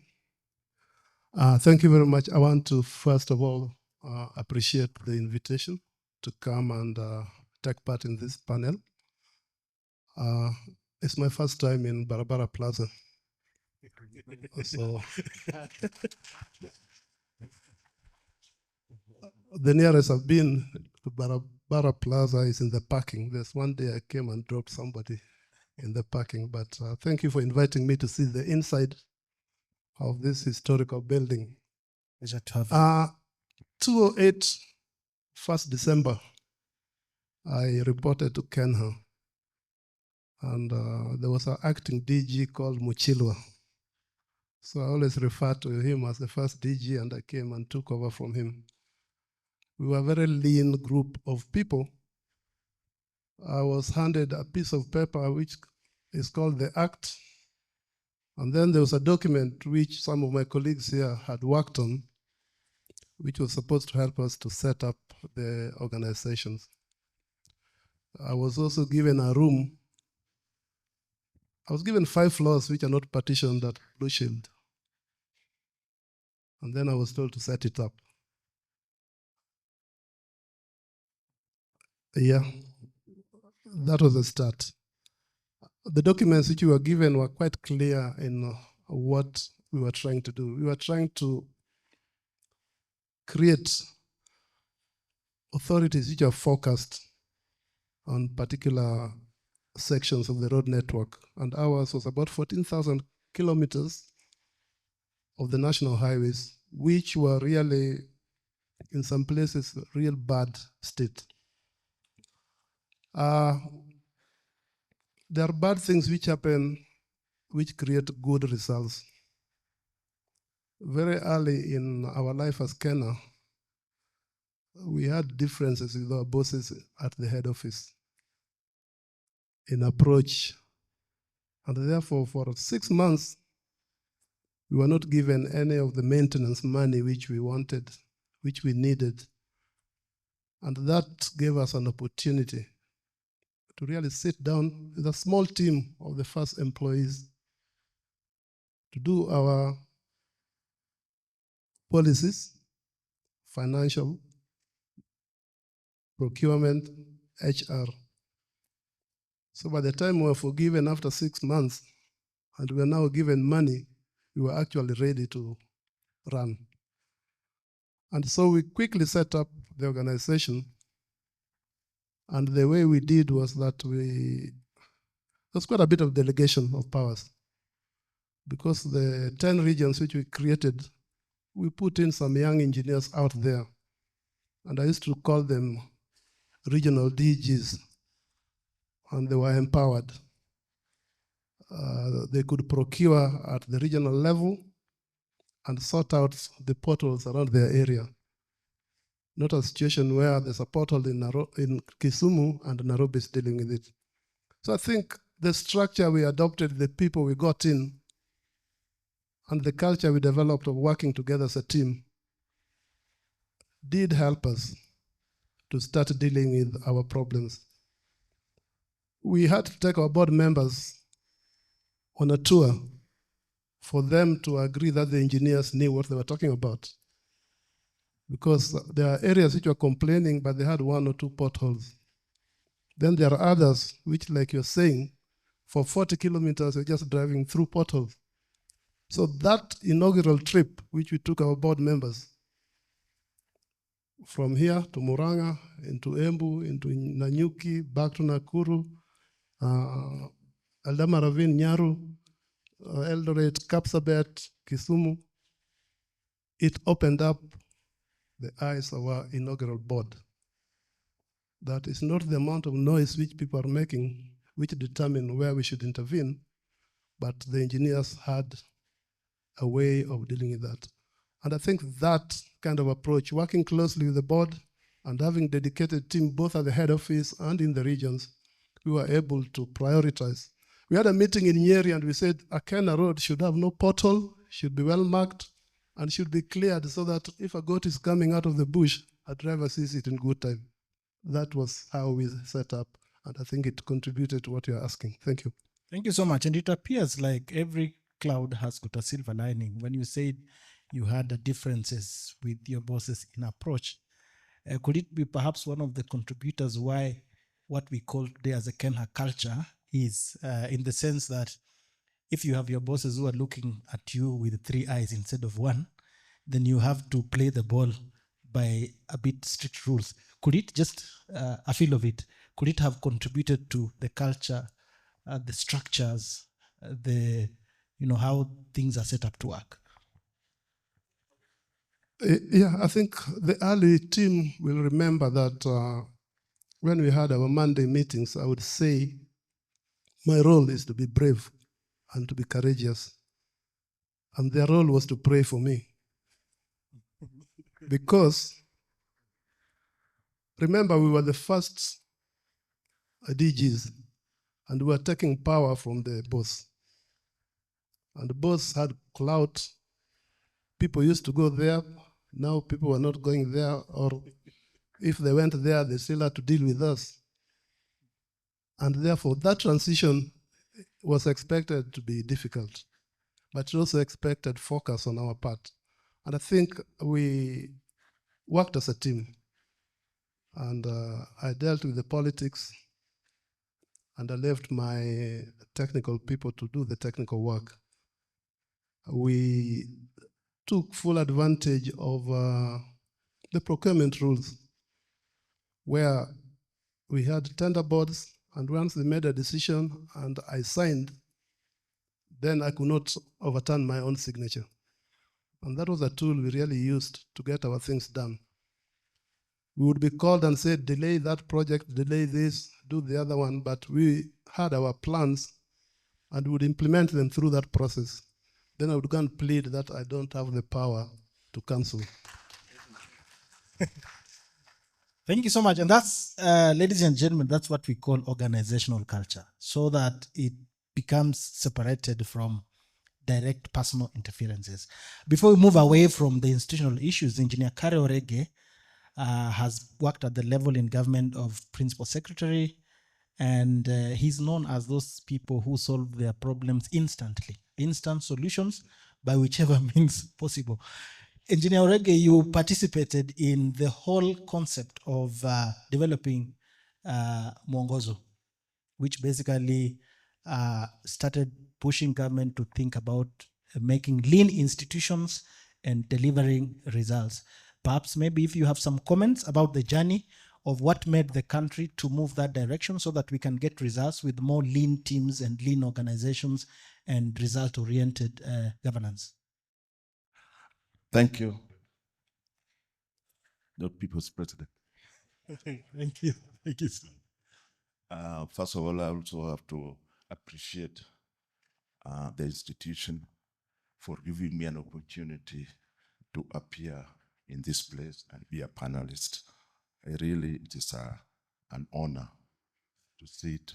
I think that's the first time I'm sitting among the people who know DY by DX totally. One thing I have to correct you, Mwongozo came much later, before KeNHA, or the creation of these three authorities. I think the creation of the authorities, setting up Linton, came as a result of the engineers themselves thinking how best can they deliver to the Kenyan people. And this was started way back, I think 1988, through what is called MRI, Road Maintenance Initiative. And this was led by our predecessors. One of them was Engineer Maganda. And that's what led into the creation of the road levies, the road board, and the rest. Because we saw at that time, when they were doing this, maintenance was really something nobody was considering at all. In fact, there were, in the early 80s, the maintenance used to get only 1/6 what it requires. But through the thinking of the engineers and some development partners, they thought, how best can we do this, can we do the road maintenance? Because nobody was thinking about that one at all. And this is the formation of Road Maintenance Initiative, which culminated into first of all, there was toll roads. Ushuru ya barabarani. Toll roads, yeah, Yes. Ushuru barabarani, Yes, yes. which was not well managed. Then they thought further and brought this thing called road maintenance levy. Okay. And in order to maintain roads, you had to create it that it is like a road to be managed as a business. Not really a business pure with balance sheets, but somehow lean and somehow focused. We are not going to beat about the bush. So when it came to 2000, we started serious thinking. And I'm glad that time, Kidanda here was my boss. Yes. Yes. And you could see how he's focused on his issues. Yes. And that what made us move towards or realize the need to have different setup of authority to manage the roads. When it started at first, we were just thinking of National Highway Authority. And the rest to leave the rest to the KeNHA. But again, the engineers thought there was no need of leaving other sectors to the other roads. So a decision was made that we divide roads national, then KeNHA, then KURA, so that they can be managed separately. And you can see the effect of separating the two. Thank you so much. And I think the elders and the engineers who were there, then you did a great job. I think in most of the state parastatals, one of the most well done laws that really protected the institutions was in the road sector. I agree with you. Yeah, perhaps if you look around many of the organizations, any new president comes, they usually start at KRA, then they go to Kenya Bureau of Standards, before they end up with the roads because of the work that you did. I just wanted to bring you now fast forward to the future. The thinking was that you need to have independent institutions. They need to be lean. They need to go out there and deliver results, perhaps faster, perhaps do better. We have lived, this is almost 15 years down the line. What do we see today in terms of what we are delivering? Are we still living the dream? Do we have some gaps that require to be filled today? In my opinion, something has been done. We are living the dream. Yes. Because first of all, even sitting in a place like this is something which you could not think of. Another thing which also I say we are living a dream. There's a time I visited, is it road maintenance, the one, Axel Road. Axel Load Control. That is a dream come true. Yes. Because when we are doing the benchmarking, Yes. I think we are here with Koki. We are seeing this thing just in South Africa. Yes. Or in America, Yes. or in UK. But now it is there. We are living the dream. And I looked around, I saw Engineer Moita. I'm told that, allow me to make this statement, that Axel Load used to be the most corrupt baby of the road sector. And today is perhaps the holiest of the babies. That is true. Yes. That is true. Yes. In fact, the people who are managing the road sector, they were junior class. But I think they were living in a life of which even our PSs cannot live. Yes. Their lifestyle. So what you have done, or what has happened as a result of this is living the dreams. The only thing we are praying for you guys, not to let the dream die. To die. Don't let the dream die. Yes. In KeNHA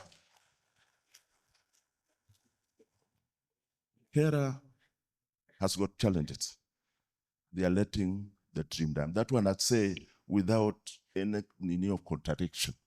Because you see any road, tarmac road, which is not attended to, you check properly, which is taking it back into the 90s. Yes. You check it, it is a KeNHA road. Kura has done fantastic job. Kura, receive your flowers. In fact, Kura, Yes. Kura has lived the dream just like the KeNHA. Because now all the small towns, you bear with me, they have got those footpaths. All of them are now tarmac. Okay. Yeah. So Kura has done. KeNHA has lived that dream. So my prayer to you, just don't let the dream die. Now that I have the mic, there's something which was said about the use of old roads. I don't know why the corridor man. When I was here as a director, Naivasha, is it Naivasha? The Naivasha Nakuru Road. I had a suggestion that before, because that time there was this thing of, was it the one of concession? Yes. I said this thing is going to take a long time. Let us use the alternative road which was existing there. The one which you are saying is from Naivasha, Gilgil, Lanet. It was supposed to be opened. Yes. And this one was supposed to take care of the traffic, either the one coming to Nairobi or the one going out. But I don't know what happened, that it has not been done up to now, and yet we had the solution. So some of these things are the ones which might make our dreams not be really real by not acting fast enough. I was just a director, but I gave my opinion. If you check the minutes, you'll find they are there. Thank you, Director. Thank you so much. Perhaps two messages. So that is something which we need to do yesterday. Even if this concession is coming, this is it concession road? The PPP. PPP is coming in. Yes. Let us do that one. It will help us. It will ease the there. problem. It will ease another problem. Absolutely. Thank you. Thank you. You are right. And I saw DG is taking notes, so I trust that is taken care of. As for KeNHA, I see an opportunity right there because the technology now is already here with us. They don't have to go to benchmark in South Africa if Muita and Engineer Osongo, and they are aligned there if they're here. And I'm glad. I've actually heard that KeNHA is also rolling out their axle load control. So perhaps we are still heading in the right direction. Beautiful thing. It's one of the areas that we have really embraced innovation, and that's why we are here today. And I saw Engineer Karot also. They are parts of that same dream and that journey of access load control. Quickly moving to the question of financing, Engineer Victor Odula, perhaps the youngest panelist I have today. He works with KeNHA Roads Board. We have been told where we've come from. We now have the data. I had a comment from the Cabinet Secretary that when KeNHA Roads Board was formed, the total RMLF collections were approximately 7 billion. Now they are 76 billion or thereabout. And still Teregin is saying we do not have money. Please make sense of that. Help us to understand when we say that we do not have enough money to maintain our roads, looking at where we've come from. With the 7 billion, 10 billion, we were able to make potholes disappear with Engineer Kidenda. Why can't we make them disappear with 76 billion? Over to you, Engineer Victor. Thank you, Engineer. And I also join my colleagues in taking it as an honor to be here. I think the growth of the fund has come from early 90s, when the levy was one shilling per liter diesel and petrol. And that has increased over the years from the collections of 7 billion to the current collection of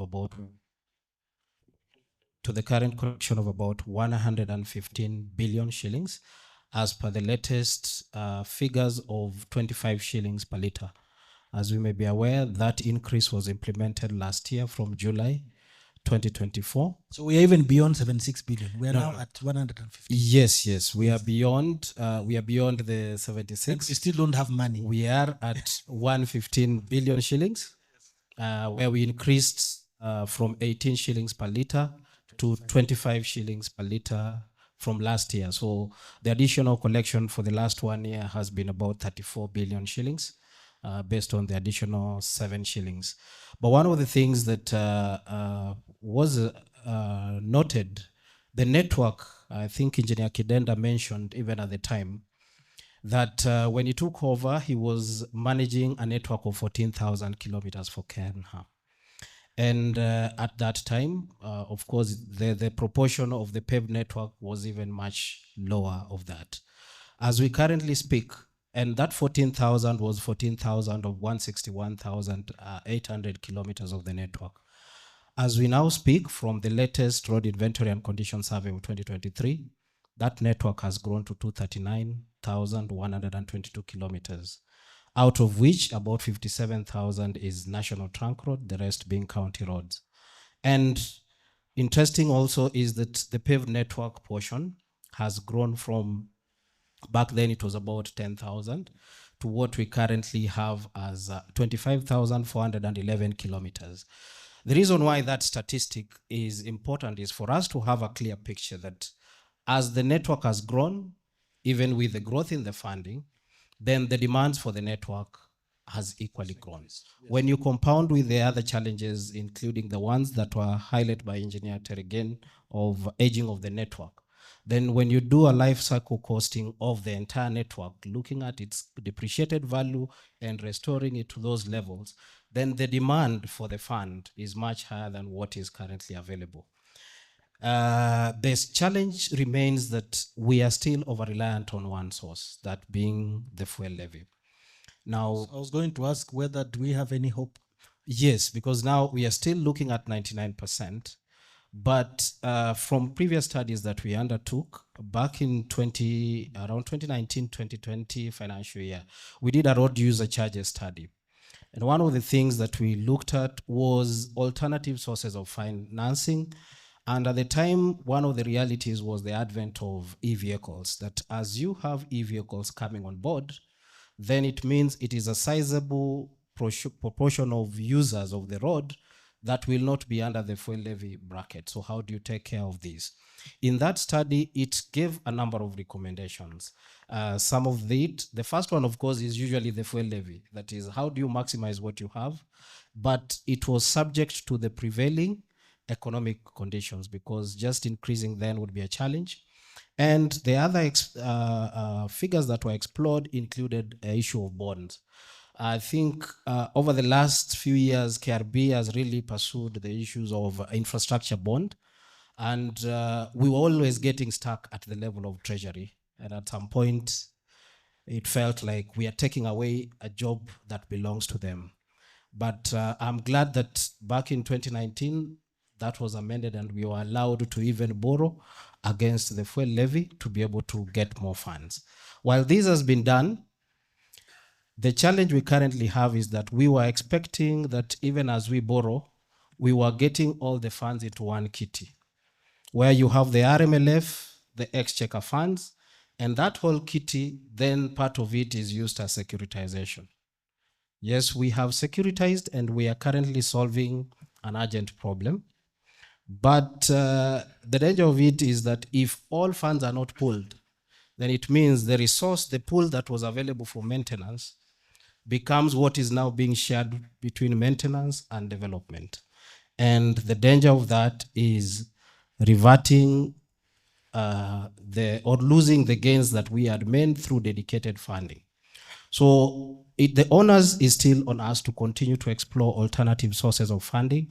And I can say that 3 years ago, we did to a point of developing a draft policy with different funding, financing options and levels, including the one on tax on premiums for insurance, and discussions were held with the insurance regulatory authority, but a number of the proposals were subject to certain amendments. This somehow stalled at some point, and it is something worth pursuing, that it provides a basis for us to consider alternative sources beyond the ones that we are currently exploiting, which is the fuel levy and the transit tolls.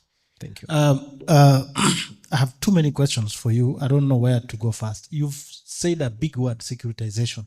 I don't know if everyone understands securitization and its impact on RMLF protected amount of money. I'm sure RMLF has always been ring-fenced. Now we have securitization. Maybe you just take 1 minute to let members know what is this securitization. But second, before we move away from that, you also answer the question of securitization is here. It will solve our problem for 24 months. And then the amortization period is 10 years. What happens in the other 8 years? Maybe if you could speak to that. Okay, thank you. Maybe just in a nutshell, securitization involves setting aside a part of the road maintenance levy fund as security for borrowing an infrastructure bond, where we're targeting an infrastructure bond initially of up to 175 billion shillings. And this was initially intended to meet the needs arising out of pending bills, which were also crippling our construction sector. And I think our agencies were greatly affected by that. And so it was required that the moment we implemented the additional 7 shillings, the CS guided that 7 shillings be set aside. So that 7 shillings was set aside and it formed the initial base for securitization. It is set aside for 10 years. Yes. So towards the repayment, Yes. but there was the initial base that was set aside in the fund to be able to secure the fund. So initially what happened is you take a syndicated loan to get the money immediately. Yes. We are still in the process of actualizing there are certain amendments that have to happen. There are certain regulations that have to be in place before that happens. So the initial money that has already been disbursed to the agencies was out of a syndicated loan from banks, which was to be paid within 2 years. That is, at the time now you get the bond, it is to settle the syndicated loan, and then the next 10 years you are paying off the Yes. the bond. Yes. Yes. In yes. 1 minute, the question I'm asking is, now you have your 7 shillings, you have securitized. Yes. You have 2 years to get that money from the bank. You also have the 2 years to pay pending bills, Yes. perform remaining contracts. You finish. Yes. Now you have the roads to maintain them. Yes. They add to your paved networks. Yes. But you have 8 more years to amortize. Yes. Yes. What happens in the 8 years to maintenance? I think that is now, especially financing part of the maintenance. and that is why there is really need to be able to bring all the related funds into a kitty that can then account for towards maintenance. Because if you limit it only to RMLF and transit tolls, then for sure the medium term and long term effect on maintenance will be felt, because it means nothing more is coming, but we are taking from what is already available. So the proposals the that demand is growing. the demand is growing. So part of the proposals is, one, to be able to even look at mass distance charging system as a way of bringing every road user on board as one of the alternatives. And they will not be happy. Yes. The pocket is still the same. And one thing that we've also realized is that getting from government what is already going to government may not be easy. So the innovative ways, new ideas. Part of the solutions include, when we raise penalties currently, where are they going? Are they coming back to maintenance, whether to KeNHA or KURA? They not innovative solutions that KeNHA is talking about, KURA is talking about. How do they add to the maintenance needs of those particular networks?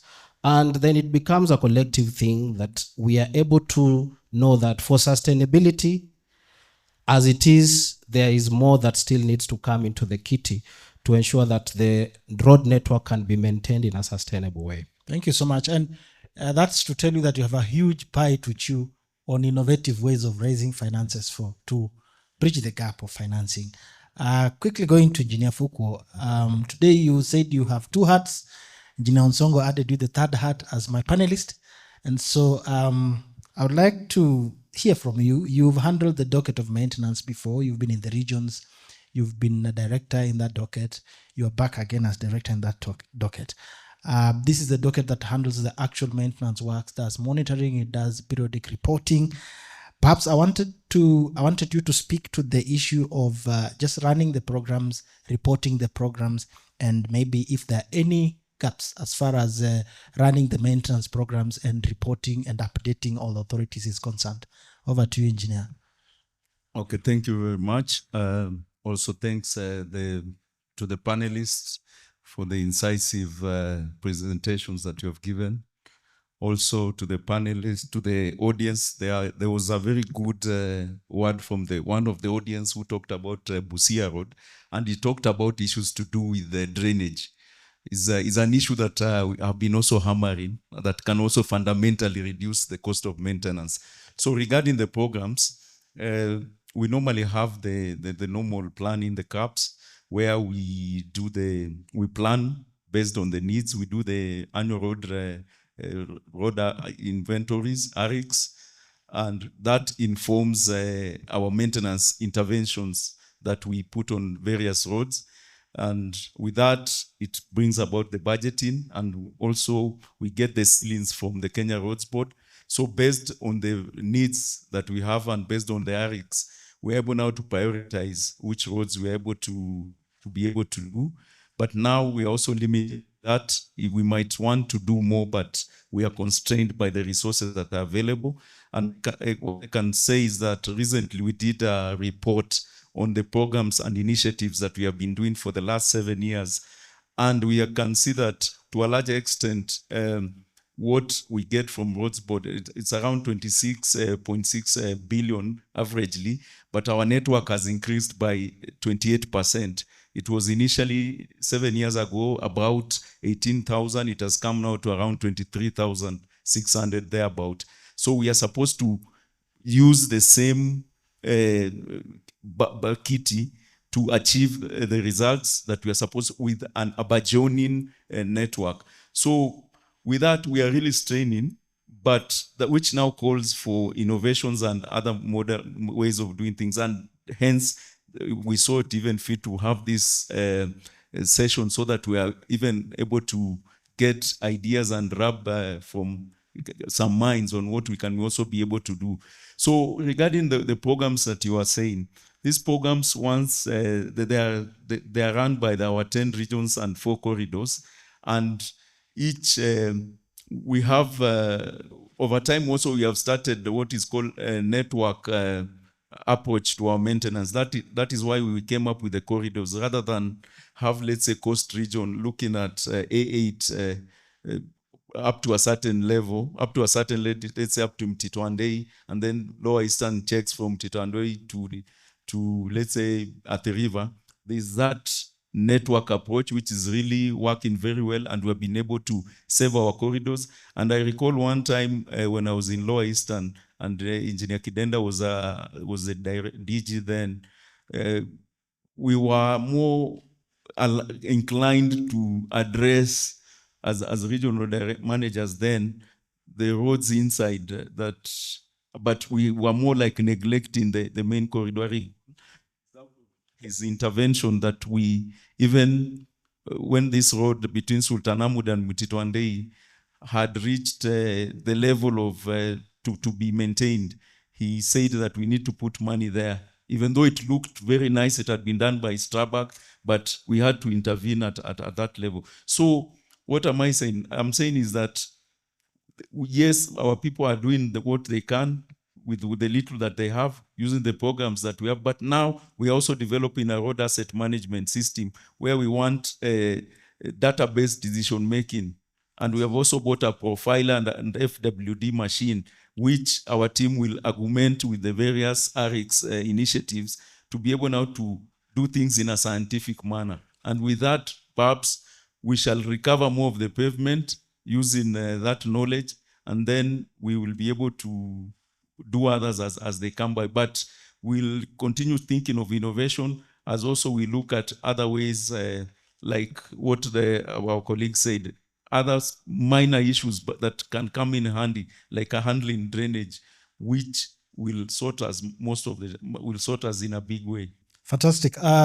When I look at the question of innovation and maintenance and running maintenance programs, I see it from two perspectives. One, there is a side of managing, the reporting, the progress, and I think you've raised a very good issue about decision-making and data collection for decision-making. I would still want you to speak more on the innovations, especially innovations surrounding reporting and mapping and what have you that the directorate has embraced. Considering the question of climate change and Engineer Tergin showed us some roads that are disappearing inside water, some of the technologies, either technologies that you're already using or technologies that you're looking forward to embrace so that they help in terms of reporting and monitoring and evaluating the maintenance programs.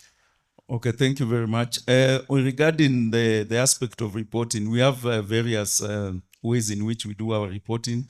There's the conventional one, where we get reports, monthly reports, weekly reports, ad hoc reports from the regions and corridors. We are leveraging on technology.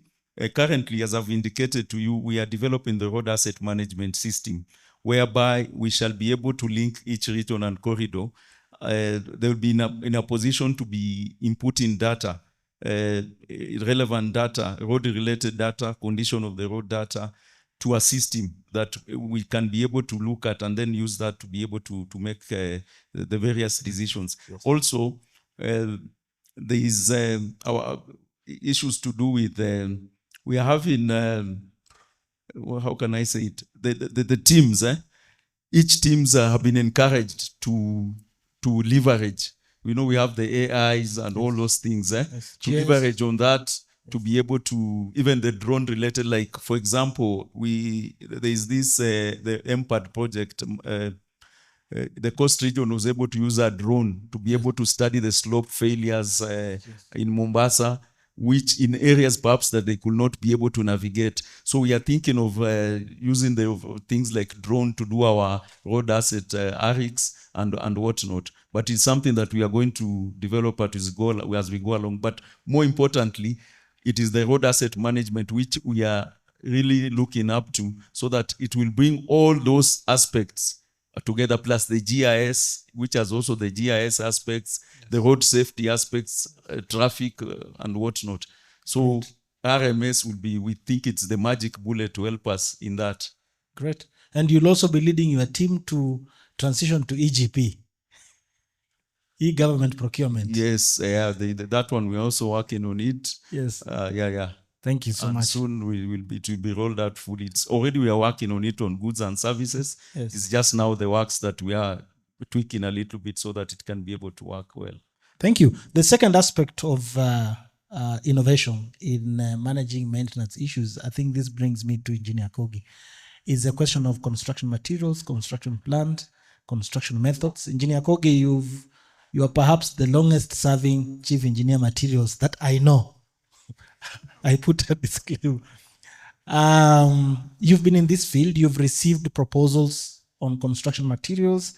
Perhaps if you would want to speak to the issue of innovations in maintenance that help us to get more value from the perspective of construction materials, construction equipment, and construction methods.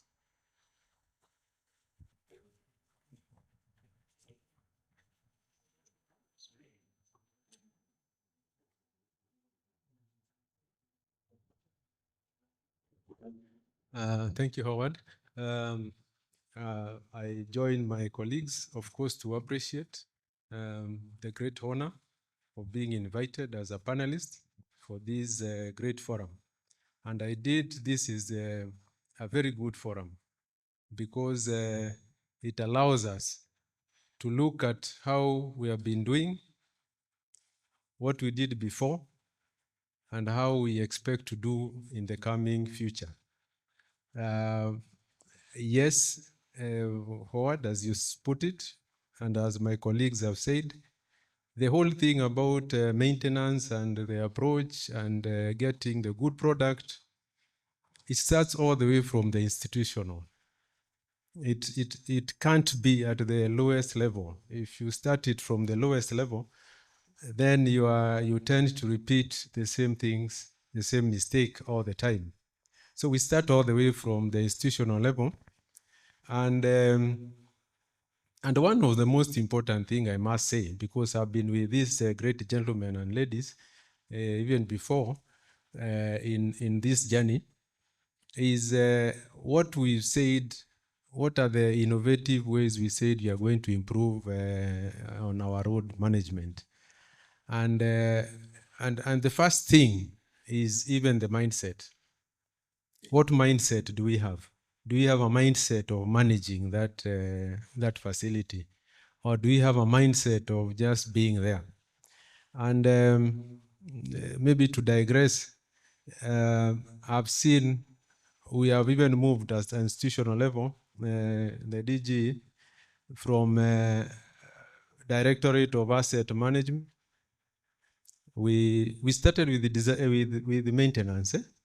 Then we went to asset management at some point. Now we seem to be referring at just maintenance. So it shows that even at institutional level, we need to kind of agree how do we want to approach this management of these assets. And two, the issue of innovations. Innovation is important.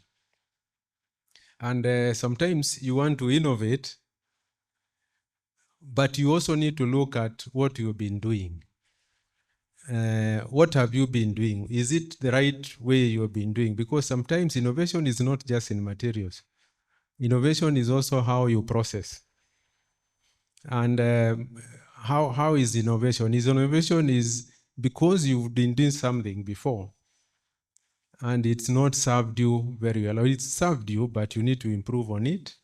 Then you come up with more innovative ways of doing. I like the issue about of the way we are losing our road signs and all that has been presented. And yes, we have come up with very many different products, including at some point where someone came and convinced that we should use plastics. And this plastic, with the time, the sun, the UV, and everything that worked on the element, and we found our signs bending like an old man. And then you don't need to be told this was the wrong solution. But again, just like the person of the bulb, you start with the bad solutions, you start with all the wrong things, finally you'll end up with a good thing. The fibers have come in, and they are doing great in terms of using as an alternative material. The timber. In fact, the interesting thing is that what we may call innovation, It's something that has been used before. If you go on the road to Isiolo, and then you pass all the way through Nanyuki and the rest, you'll see a lot of timber posts which were done many years ago. And they held for a long time. It is innovation because now we need to use it. You know, the professor there will tell you that research is when you're adding new knowledge. So if you're going to somewhere else on another region, then that is innovation. So yes, it is good to use those. Again, we will also look at where we are using them, because again, innovation has to be on where you are using. Because in some areas, timber again is a very hot cake, because we have charcoal burning, we have all those things. So you have to look at what areas. The presenter said the issue of Narok. Again, we have to look at what is it that is attracting, so that now we come up with a good product. But I must emphasize that whatever product we come up with, how we use it is the most important. There is no bad material. It is how we use that material. If you look at, and the basic thing, I said institution. If, for example, AC has been used, people have AC. It's a fantastic material. But if you don't use it appropriately, in the appropriate place, and the right design, then you're wasting resources. Many times, you only need a simpler solution. We worked with the KeNHA on maintenance, and one of the solutions we brought back is using surface dressing, as opposed to AC. Everyone wanted AC. Yes. And we brought in surface dressing, and we said, why don't we try surface dressing? Because it has been done before, and it has worked. And I can assure everyone that where we used that surface dressing, the performance was excellent. And we were able to push that to a really longer period of time before the next maintenance. Thank you, Senior. I wanted you to redirect you somewhere specific. There has always been this complaint that engineers are rigid. They are not open to taking up new ideas. I'm glad when you mentioned surface dressing, I remember Engineer Fuqua. He was part of the pioneer minds with the surface dressing within maintenance regimes. At the advent of county governments, everybody came with some products called names here and there, and they were tested. Some of them did not follow any science. They were applied and they failed spectacularly.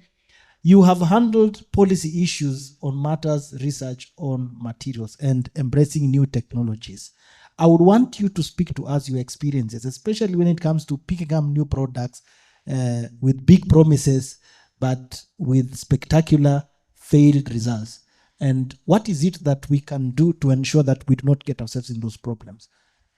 I think that's a good one, because even today, other countries come to benchmark with us about how to handle some of these products, because they are good, you encourage them. And one thing we did is to encourage them. However, you find a lot of time products come because purely from a marketing perspective. One, either it's a good product, but misapplied. Misapplied because, for example, a lot of products that came on soil treatment and all that, quite a number were molasses based. Yes. And these products were used elsewhere, maybe to treat dust. Dust suppression. Yes, dust suppression, maybe in tennis courts and that kind of thing.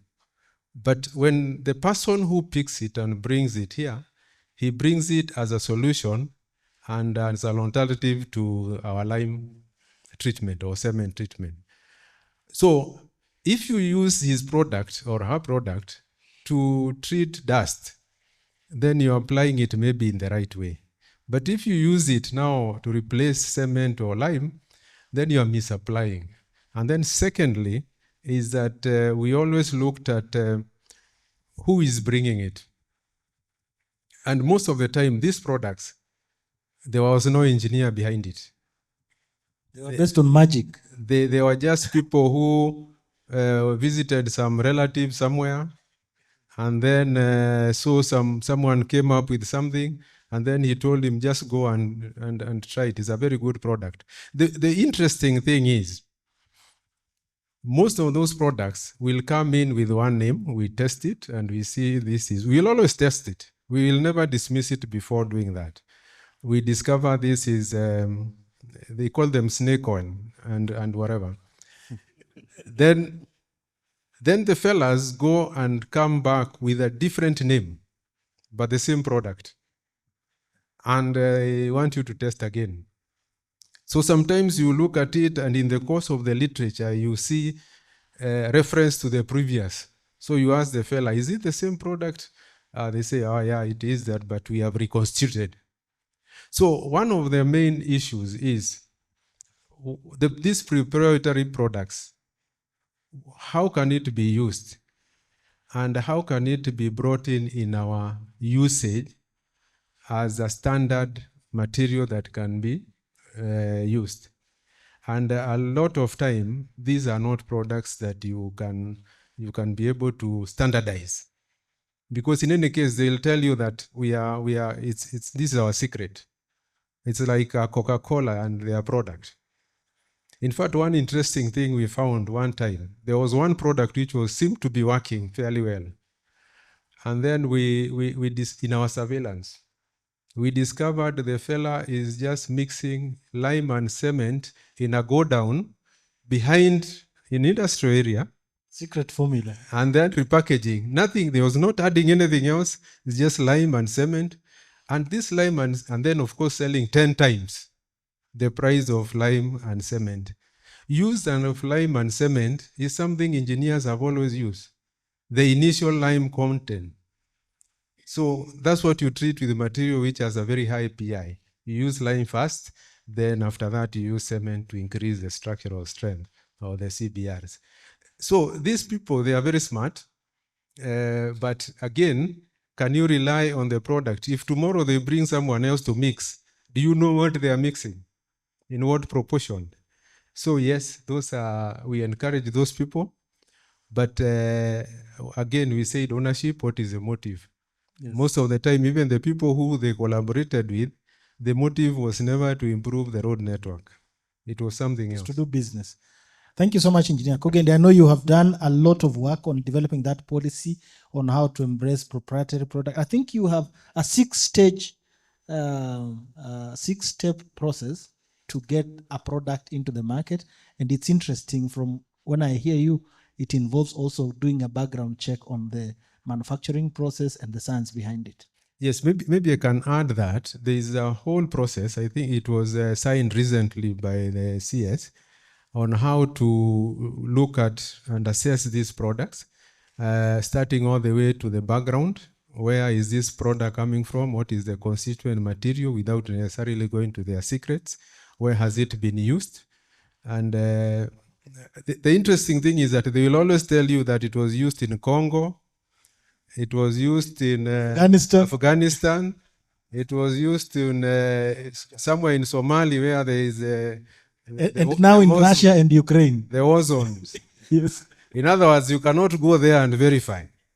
But it worked wonders there. So we have to look at where it came from, the verification process from their own source country. And then, of course, our start initial evaluation. MTRD is doing that very well. And then it goes all the way to a trial, the trial sections, where the first stage, the proprietor himself has to pay so that he puts his money where his mouth is. And then the second phase now, the government might come in a small way. And then and then there's evaluation process. It's a long period of time. It's akin to what the medical field goes through. And we all saw what we went through with the COVID vaccines, which were developed within 6 months. Thank you so much. Engineer Kate Munyi, sorry for breaking the rule of ladies first. Today it was ladies last. We've had a chance to listen to a bit of history, structural issues, financing, programs, and now materials. still in the question of maintenance of roads. You represent the National Construction Authority. This is the regulator for contractors, and contractors are a key component of delivering good projects and good maintenance programs. From your regulation, what is going right and what is going wrong? I'll leave that question to you. If you don't answer it properly, I'll come to answer only one and then come back to you with more questions. Karibu sana, Engineer Munyi. Thank you. Thank you, Engineer Howard. Let me start by thanking my fellow panelists for giving a very invaluable information on the topic of today. And thank you very much also to KeNHA for inviting me. It is an honor.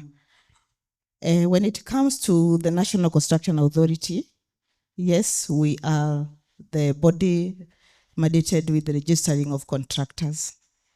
We are not just registering contractors, we are also checking certain capabilities with the contractors. We look at the financial capacity of the contractor, we look at the equipment holding of the contractor, and also whether the contractor has technical capacity. It is in the rules that you must have one of the directors of the contractor's company as a technical staff. That is an engineer, an architect, or a QS. This is being done so that we can enhance the quality of work that is being done, and we can reduce the way most contractors have been clueless. So what I would say that is going right in this direction is that now contractors are more accountable, and you as KeNHA, you can also hold them accountable by reporting any cases of non-performance for the contractor. We do have sanctions that we impose on such contractors who do not perform and who do not give you the quality that you require. Some of the things is that we can actually downgrade the contractors from whatever class they are categorized in, and then we take them to a lower class. Another disciplinary is we can also suspend their license for some time. And another disciplinary, we can actually deregister the contractor. Also, we can penalize the contractor and charge them a fine. Thank you. The people seated here, most of them are engineers, a number of them in maintenance, some of them in development contracts. The ones in maintenance deal with local contractors. And they will tell you sometimes they deal with NCA1 contractors who don't look like they're actually NCA1. And perhaps you want to speak to that. How do they get there when they do not, perhaps they're struggling with how to program works at site? The equipment establishment is not what looks like they have. When they get on the ground, wanasema kwa ground? You are the regulator, please speak to that issue, the issue of contractors being in classes that when you go to the ground, you find a totally different picture. Okay, thank you. Now we have NCA1 all the way to NCA8 categories, and NCA1 is the highest category of registered contractors. There are actually exactly 252 contractors as of now, and NCA1. Yeah, NCA1 they're about 252 contractors. Okay. And NCA2, which I think also they are sizable, they're about 333, and total numbers of all contractors registered are about that 2,000. Now let me talk about the NCA1. Some of the failures that I can speak to as a person who is in NCA is that we are using a very old evaluation criteria that was developed in 2013. And we have now started revising that evaluation criteria. It has even gone to public participation, but it is not yet concluded. So soon we are going to be able to reclassify the contractors afresh, because these complaints have reached us that some of the contractors do not look like they're in the classes they are in. So I blame the evaluation criteria that is so old for 2013, and we have developed one right now, which has not yet started operating, but it has gone through public participation. So we are about to get there. Thank you. So system loopholes, you are working, doing something on that. And there has been arguments in public about application of API. I don't know what API stands for, but it's a technology that is supposed to help you connect everything. I can see government of Kenya is doing well, trying to connect, but we are doing much better from the KRA side. Connect everything, your ID, your workplace, your school, and your companies, so that we're able to trace you. Perhaps NCA, I don't know, the new system that NCA is thinking about, is it about the same thing, getting professionals, the professional connected to the company, connected to the work, connected to the qualifications of the contractor? And if someone here is implementing and he has a problem like what I've said, do they have channels of how to raise it with the authority?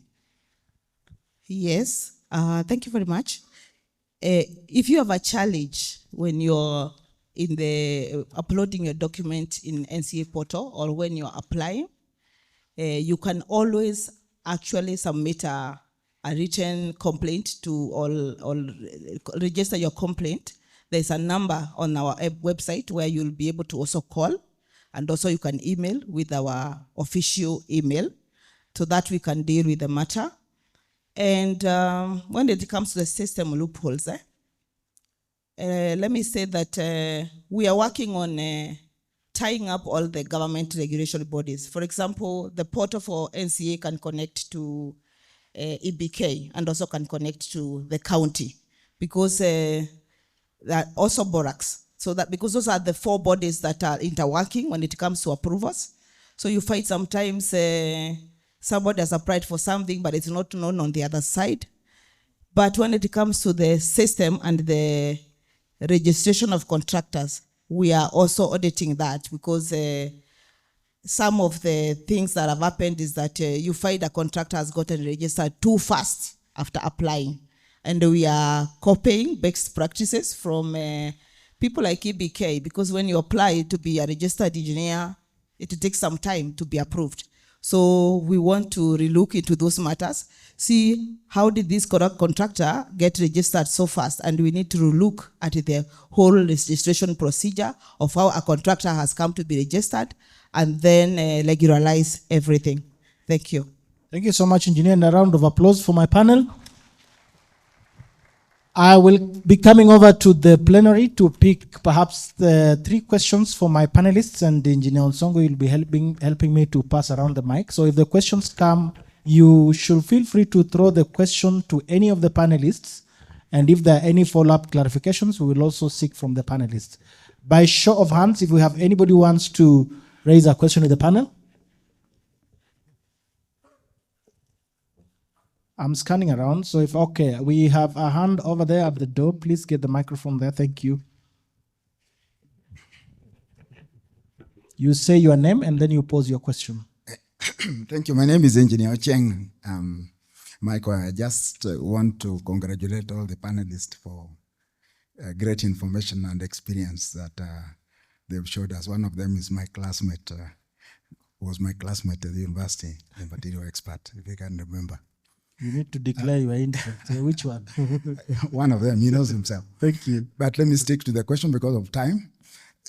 I just want to remind Madam from our famous registration board that and I'll go to a bit of politics. The Politburo of China is composed of about 9 members. If not 9, it's 11. I can't remember it properly. 9 of them, or 7 of them, are engineers. 2 of them are a quantity surveyor and an architect. And that has information on why infrastructure development in China is at that level, it's correlated. So when you are doing this participation, please take that on board so that when you register them, tighten it a bit. Not only the chair or the director, but make sure the management and lower cadres are real qualified engineers. I'm not understating the quality of other professions. And my second one is on a follow-up related to maintenance. I'm really concerned about it. Still the same thing. When can we develop an old strategy? I saw it when you were being trained by Mbeche and Gichaga or somebody, professors. When we were going for trips, we used to see KeNHA, or KeNHA was not there at that time. I think we used to see the road maintenance using locals to clean drainages. So that there's a bit of reliance on these maintenance contractors. And nowadays we like maintenance contractors. But there's a limitation because you at KeNHA, you are supervising a consultant who is supervising a maintenance guy. Can we localize it a bit? Is something just a point to think about so that over a stretch, the sections of roads in the community can be involved in the clearing drainages and doing some of the site distances. Thank you very much. Thank you so much, Engineer. That question, although it was directed to Catherine, I wanted to expand it a little bit and also have Engineer Kidenda and perhaps Engineer Orege to respond to it. When NCA was formed, or the starting point of formation of NCA, around 2010 or 2009, there was a conference at KICC. The theme was transformative and effective infrastructure. The ministry had looked at the gap as the contractors. That conference at KICC brought together the 6 ministries in infrastructure and all the director generals of the parastatals falling under them, all the PSS, all the CSS, including the president and the prime minister. I say this because I was there and Engineer Kidenda was at DG, so he couldn't have missed when his 2 bosses were there.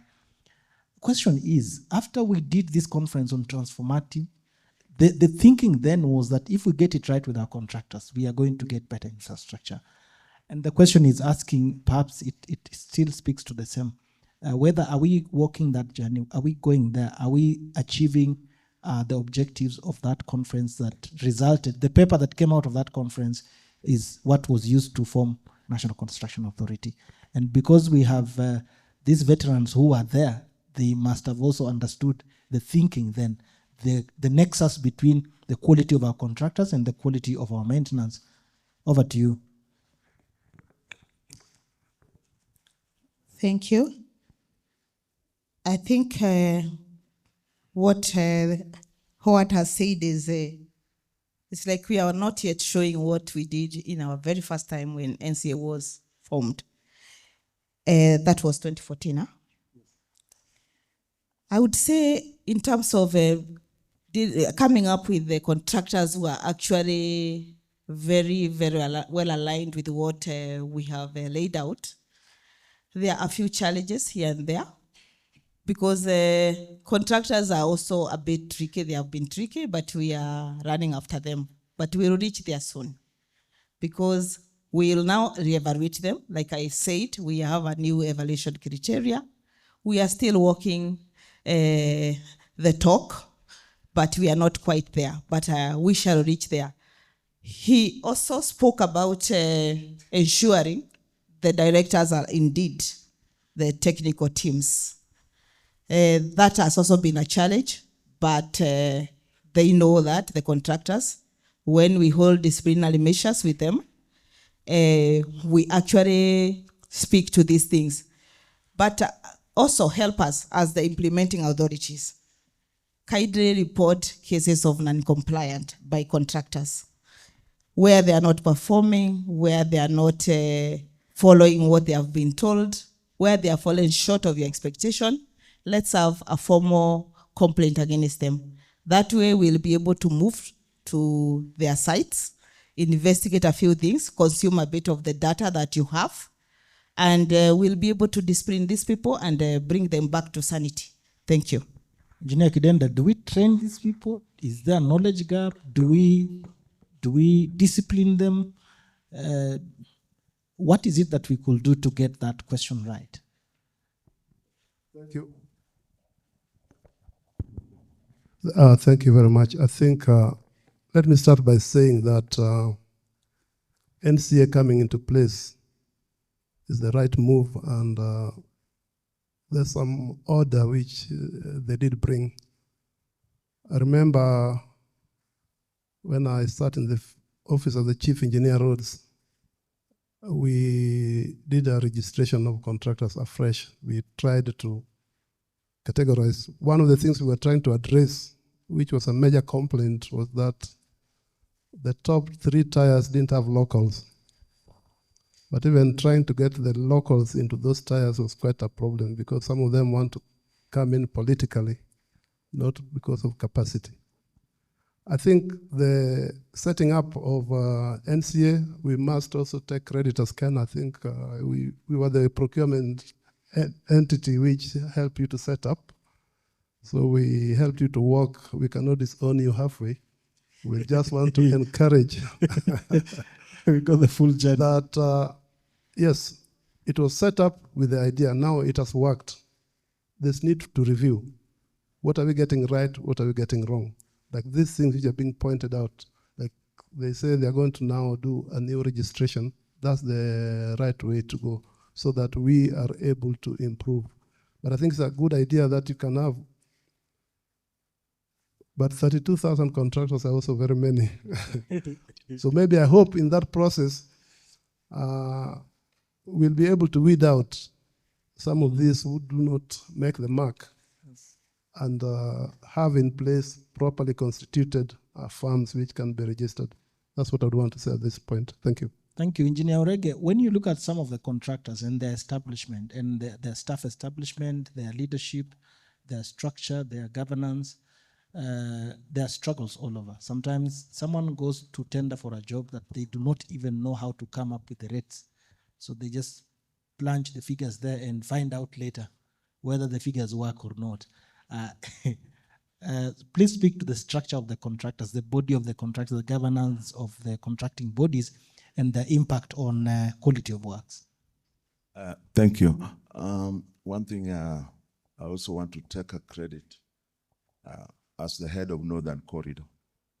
The formation of NCA was part of it. NCA, NTSA, we had a suggestion that there was a gap which needed to be addressed for the contractors.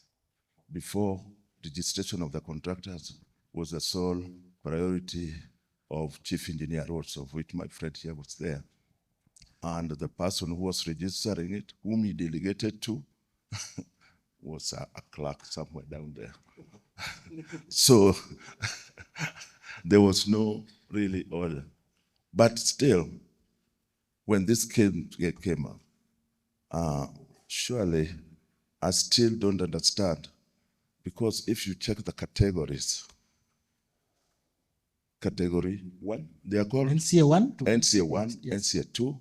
They were supposed to reflect the equivalent of the other time we had, because we had category 1, category, what? Yeah?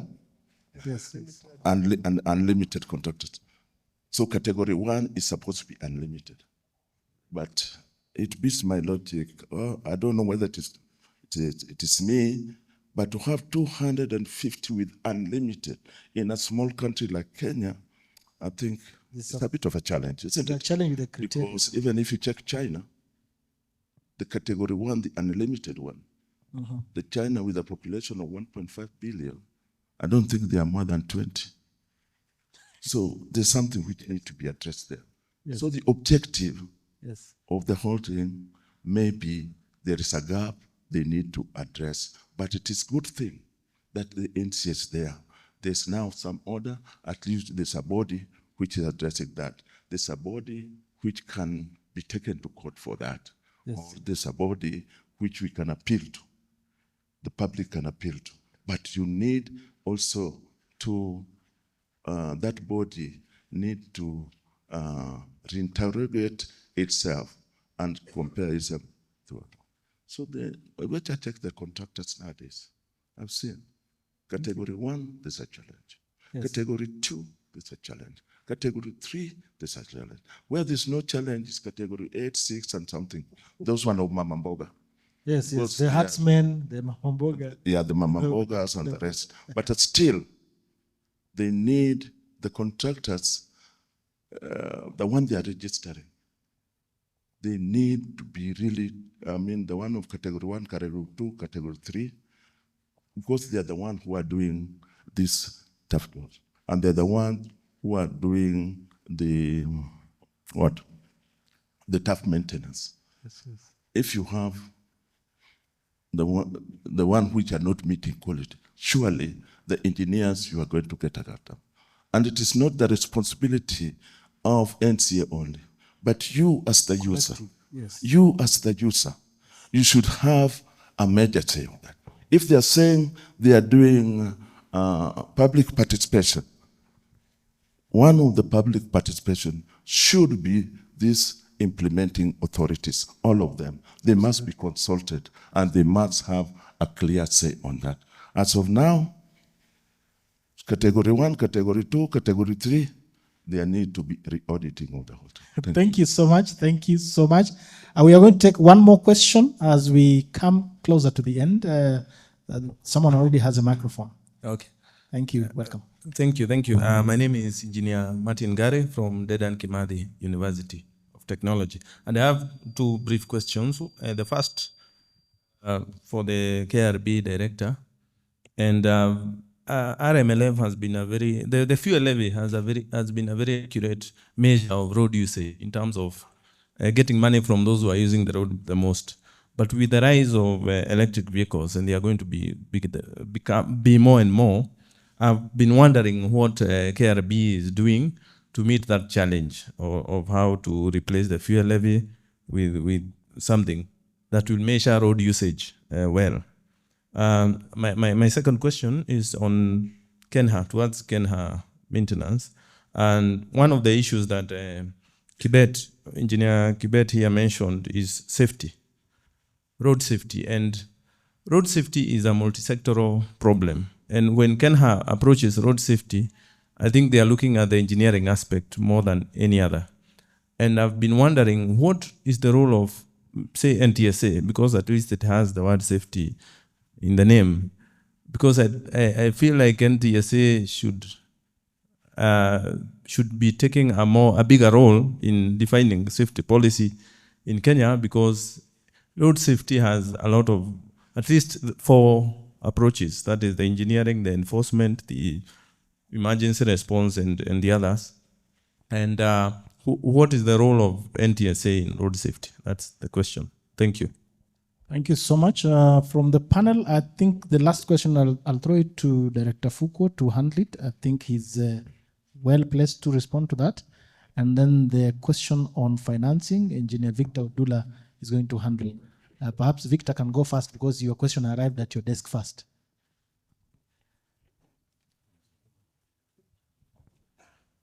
Okay, thank you on that question.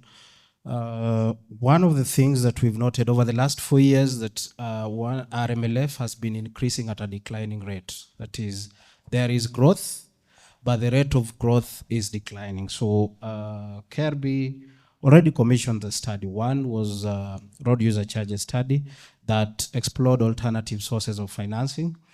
And beyond that, one of the recommendations within the study, we are currently packaging a feasibility study on it, and that is, in Kenyan case, mass distance charging system.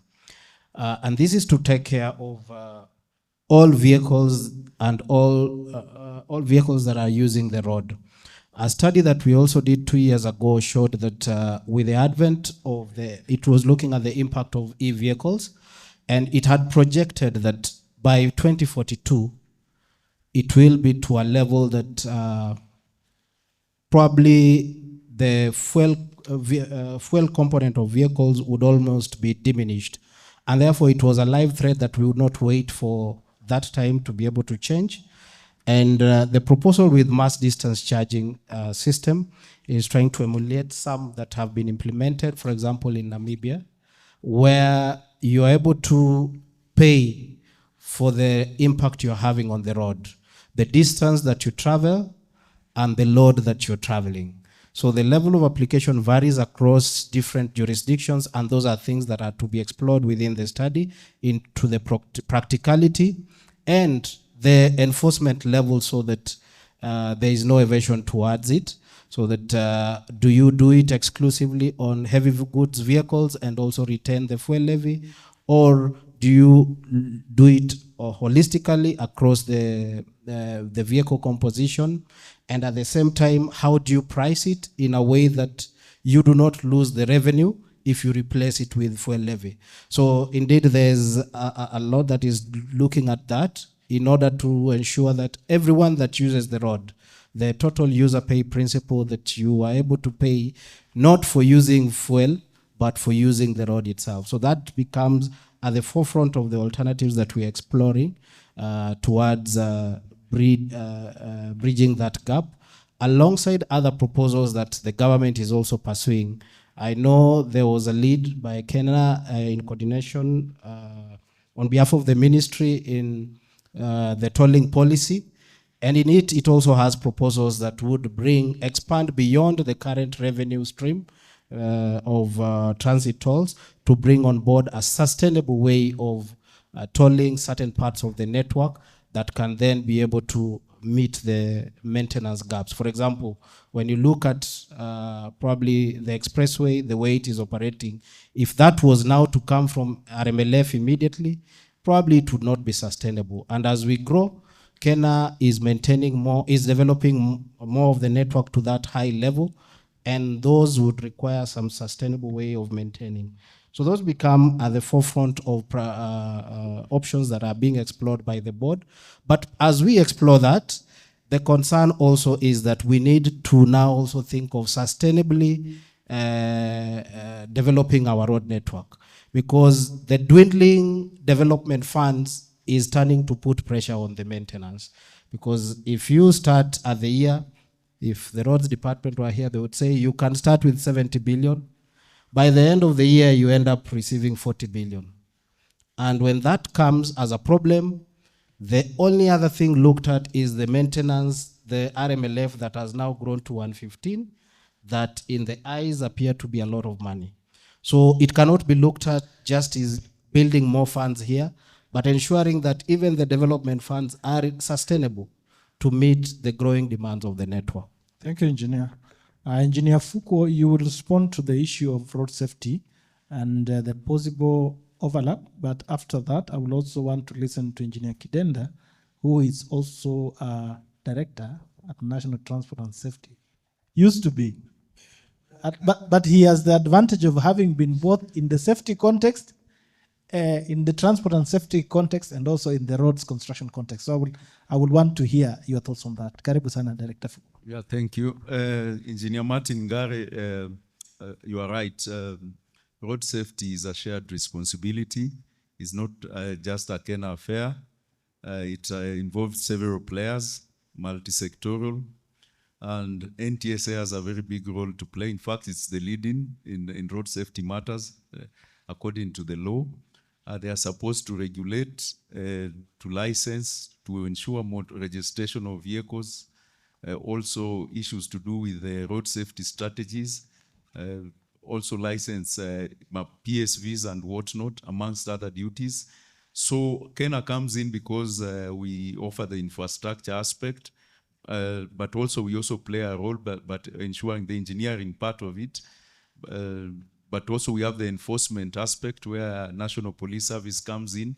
And the education part, we also do sensitization, of which also NTSA needs to do that. So it is, we complement each other. And recently, as you are aware, there was a road safety conference last week, I think a few weeks ago, in which all the players were brought on board. That aspect or the need of bringing all the players together arose, and it is out of it that there was this road safety conference, and now there is a clear way forward where there will be synergy. And soon a report is being written to the CS, and there will be a working group that will be dealing with the various roles that each player is supposed to play. And then as I conclude, there was a question by Engineer Ochieng Michael regarding if we can employ some strategies using the locals to do drainage. Nyanza region, Engineer Makodero can attest that there is something we are piloting whereby they will be able perhaps to engage the local people under the PBC contractors, and they'll be able to work on off-carriageway activities along a certain locality. Thank you. Thank you so much, and some brief comments from Engineer KeNHA. Thank you. I used to be on the board of NTSA. I sat there for 4 years, and they have a fully fledged road safety section or department headed by an engineer, Engineer Christine Ogut has been working there. I don't know if she's still there. I want to challenge us, because if we are going to get the opportunities, did you say the contemporary opportunities? Issues, yes. NTSA has a lot of data which they collect. KeNHA, you collect a lot of data. How can we use this data, which is collected by the hour? Because we have cameras out there, we have people buying licenses, we have accident reports. How can we use that data to help us develop? I want to declare that as I sit here, I have a second coffee. I sit on the council of a new university which the government has set up called Kenya IST. We are working with the DECUT, and we do hope that we'll get a charter maybe in the next 2-3 weeks. This university has been set up by the government to train engineers and scientists at master's and PhD level. It is housed at Konza Technopolis. Now, the challenge I want to throw to us, I think I've discussed this with just Engineer Mildred. When you are sending people to Birmingham, I want to challenge us to send about 5 to KAIST as we open up in September next year. And the whole idea of this institution is that we want to do research which solves the country's problems, not a general research. So if we have these problems, we are talking about materials, road accidents, anything we can pinpoint, would want you to sponsor master students, PhD students, and you graduate out of that university with an innovation. And the university undertakes to patent your innovation and to look for a way of commercializing that innovation. So like if we used to have something called KeNHA, is it?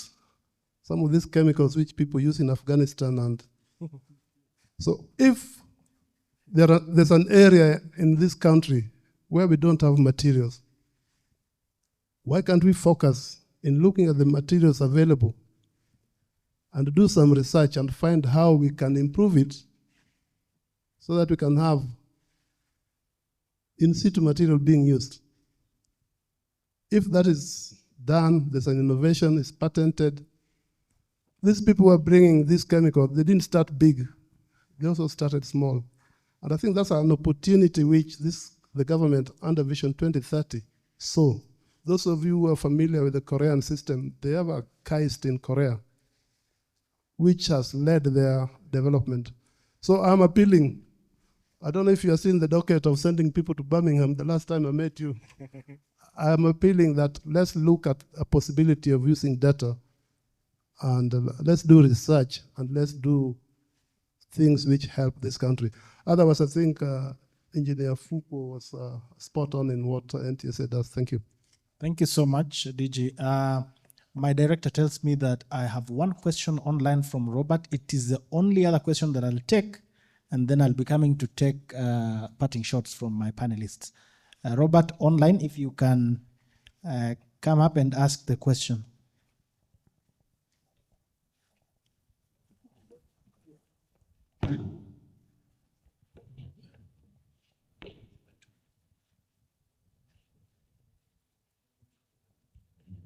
Okay, as we wait for Robert to get on, again, I'm still being directed that we have some 2 ground questions.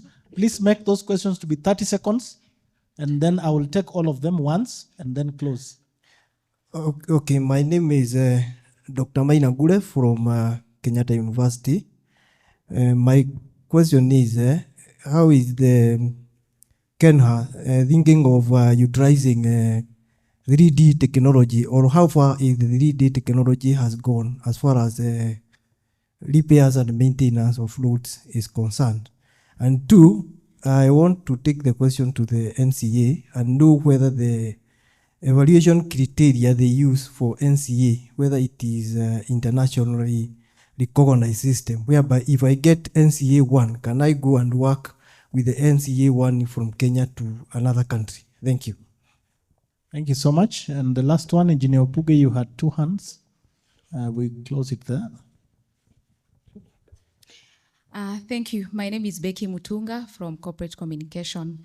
I tell the KeNHA story. I'm not technical. I have 2 questions. The first question is on portals.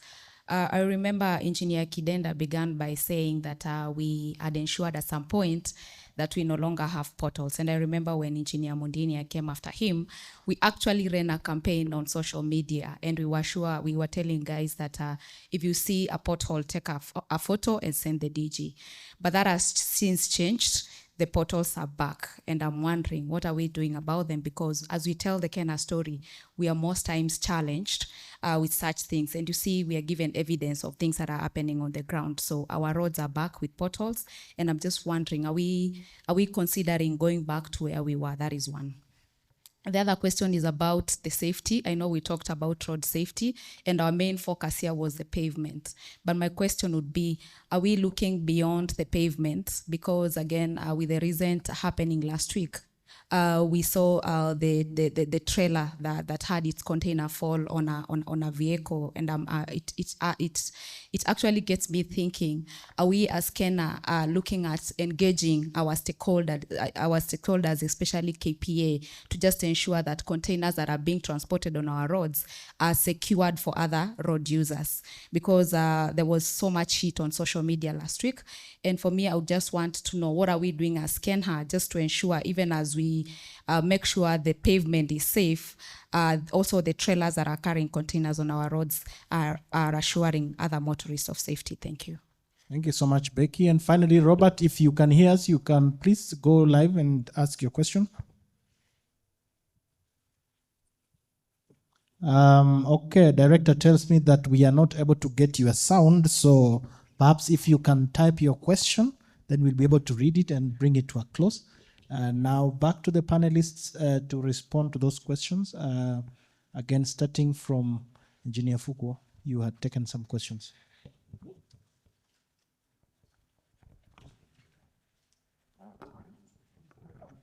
I'll start with the ladies first. There is Betty, from Betty. Regarding portals, we take note that there has been a proliferation of portals of late, and that has been as a result of what we had enumerated early, issues to do with challenges in funding, and then also we have a backlog of funding. As you're all aware, we are currently only operating at 20% of the optimal maintenance funds.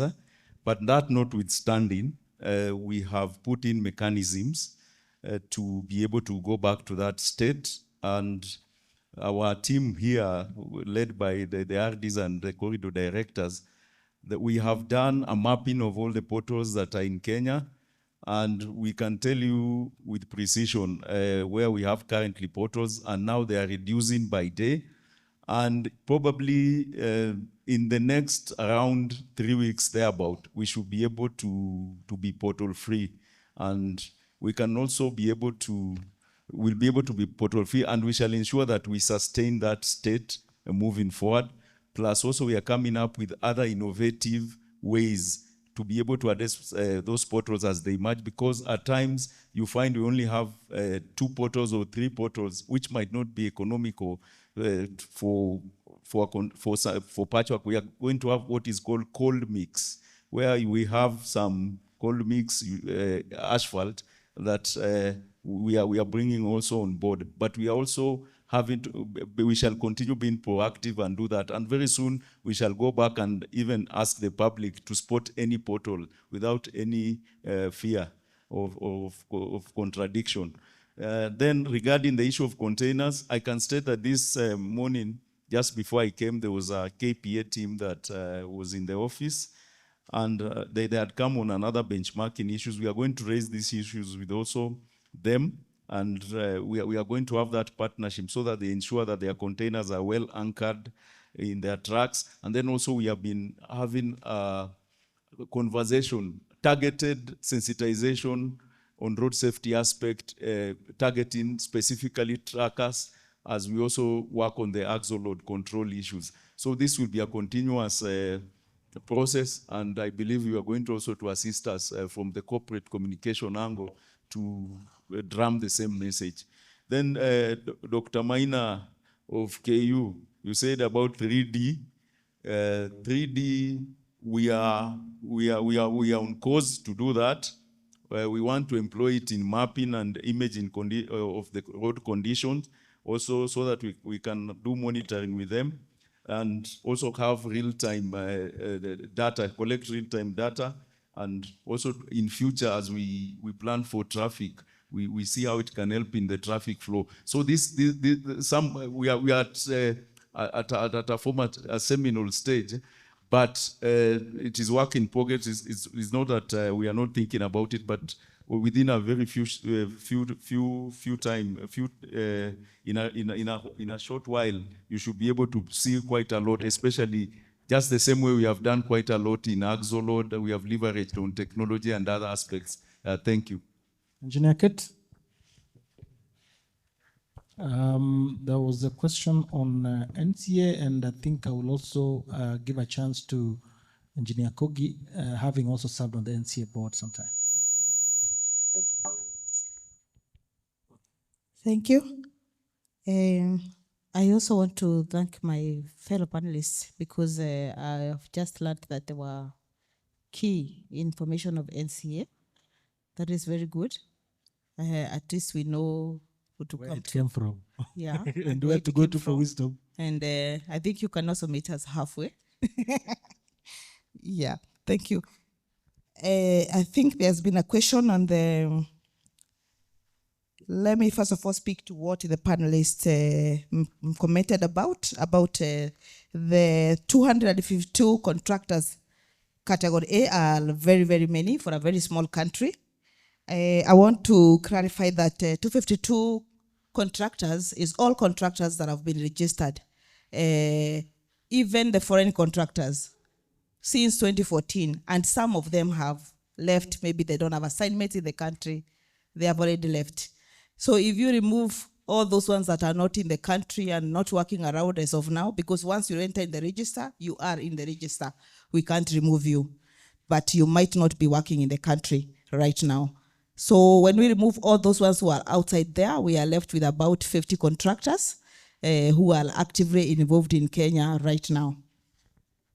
You need to have a mechanism for entry and exit, birth and death. Also working on that. Birth and death scenario to clean the data. Yeah, also we are working on that. Thank you. That's something that is we are actually working on, coming up with something formal on how a contractor exits. And there's a possibility they'll also come back. So we'll know also how they'll re-enter back. On the evaluation criteria, whether it is international or not, this criteria, there's something NCA is working on with an international body.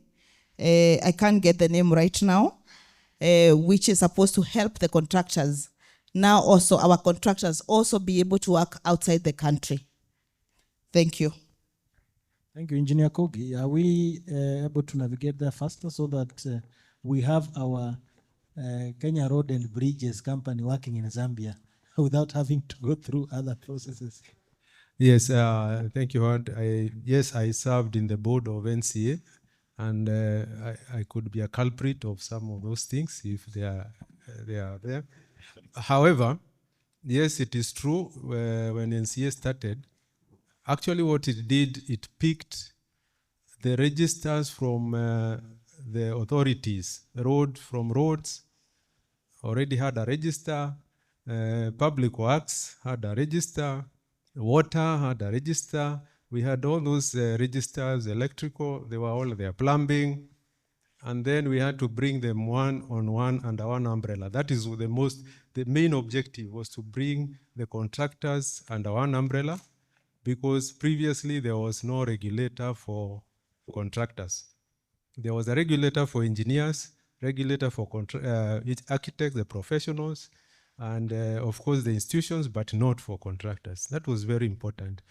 Yes, the evaluation criteria may not have been that tight at that time, and therefore the emphasis was put at the capacity of the contractor and not necessarily the technical only. So the financial ended up carrying a lot of weight, and there are a lot of money bags around. So you end up getting evaluated because there was an evaluation. If you score more than 80%, you go to NCA1. And if you achieve that, no one can tell you cannot be able to become that category. Of course, the issue my colleague has mentioned about the evaluation criteria being revised, that has been on the works for a bit of time. And the main challenge was, of course, this is a legislative process. It is actually, it's part of the subsidiaries legislation. It has to go all the way to Parliament. Parliament has to approve. Before that, you cannot change. If this is changed and it borrowed from best practices, the criteria, and a lot of emphasis on technical capacity to gauge where you are as a contractor, then when that happens through all that process that the director here has said, then obviously we'll have a criteria that has, it can match any other. Even the current one is not that bad. But one thing I must emphasize, when it was started, something like technical directors or technical became a challenge, because outside the main cities, when you go to some areas of Kenya, even getting someone with the technical capacity that you are describing, it was a challenge. And yet that was a compulsory requirement. So that already you start with a bit of a challenge, because how do you accommodate those people? Remember, we also had counties which have declared rightfully that they have to bring up the capacity of their local contractors. So there were challenges which is being addressed now by the new revised evaluation criteria. So I want to believe my colleagues are doing very well now to push it forward. Thank you, sir. Thank you so much. A round of applause for my panel. And from the technical room, I understand that our time has come close to the end. I wish just to read some of the comments from online to remind you that we have not neglected you. Technology gave us challenges. We couldn't take your question. But I have a comment from Kelvin, Jalon Kelvin from Corridor C. He says, my question and concern is on the safety of the road with matters of road marking. On the earlier presentation, the presenter talked about road marking and how some of the thermoplastic markings fade easily or are not visible when it rains or when it's foggy. Have we considered the solar-powered road studs as another mechanism? I think that will be taken as a note without having to go into a response. I also have a comment from Robert. Robert says, as we navigate complex infrastructure challenges, especially recurring issues like fault lines in Mai Mahiu and Nakuru, it's time for KeNHA to actively embrace and partner with resuscitated Kenya Geotechnical Society. I understand there was a society like that before, and there are members of this profession who have gone back to bring it back to life so that they can handle matters of geotechnical nature. Currently, I think he also shared some more details. The current chairman is Dr. Simpson Osano from University of Nairobi. deputized by Dr. Alfonso Wayo from Moi University. Secretary is Engineer Robert Ogalo, and the treasurer is geologist David Adede. That is just for your information, perhaps not for response. And ladies and gentlemen, allow me now to go back to my panel just to pick closing remarks or a parting shot from them.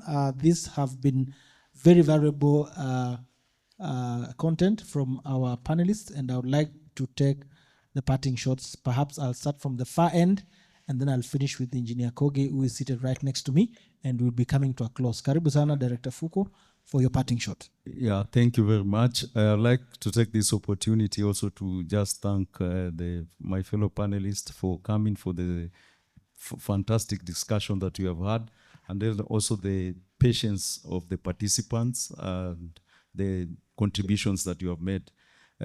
Me as part of the team that had arranged for this session so that we can be able to hear, we have heard what you have said, and also I'm with the team that runs maintenance. We have heard about portals, we have heard about drainage issues, we have heard about road safety issues. We can assure you that we are concerned by what you have raised, and you should be able to see some difference moving forward. And in case you still have some other information that can be of benefit to us, do not hesitate to reach out. Otherwise, thank you very much, and I look forward to such engaging sessions in future. Thank you. Thank you, Sir Engineer Victor. Thank you. First, before I give my parting shot, is to thank the Directorate. I think KeNHA has shown us the way, and I believe this is something to be emulated by every agency. Just one proposal for improvement, that in subsequent ones, whether it is semi-annually, we can start by highlighting what were the recommendations from the last one, and if there is something that has been done over that period, it would be a nice picture just to get us started. For my parting shot, my recommendation would be that we need to revive the sustainable funding policy. We started it, an interagency committee was commissioned by the PS. I was in that committee. We did a draft policy, we did a CAB memo, but somehow it died. And it is high time we revived that to be able to address funding in a sustainable way. Thank you so much, Engineer Kate Muni. Thank you. I want to thank KeNHA very much for inviting us here and having the audience being so attentive, and also to thank my panelists for joining hands together over here to give our information. Let me just say in one word, KeNHA always amazes me. For my parting shot, I want to speak to more collaboration between different state agencies, because we have so many acts, regulations everywhere in the construction sector. We have, for example, PLUPA, which is more common, I think, with the building industry.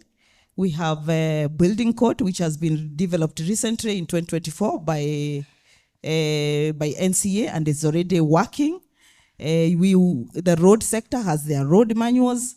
We have so many things, and all these things, especially the building code, is referring to many other things, the standards that are also being used in other sectors. So I'll call for more collaboration between the different sectors, the different agencies, so that we can have a smooth working relationship, and we can achieve more that way. Thank you. Thank you so much, Engineer Kidenda. Over to you. Thank you. I had expected to hear something about the county and the national government. There's a lot of noise out there. How are we going to divide the fuel levy? Does the county or the governor has a role? I think we are in court. Maybe we didn't discuss it because maybe it's being it's out there. But I think it's an area which we need to maybe guide. 2013, as we were forming this government, I came up with a very unpopular idea. I had suggested that there's an effort to combine all the authorities into one. And I had opposed that, and I said, instead of doing that, leave KeNHA and Kura, but create 47 county road authorities and provide guidance on what a road authority at the county level should be in terms of office setup, in terms of personnel to be employed, then you'd be having partners to talk to at par, not politicians who have taken over the technical work.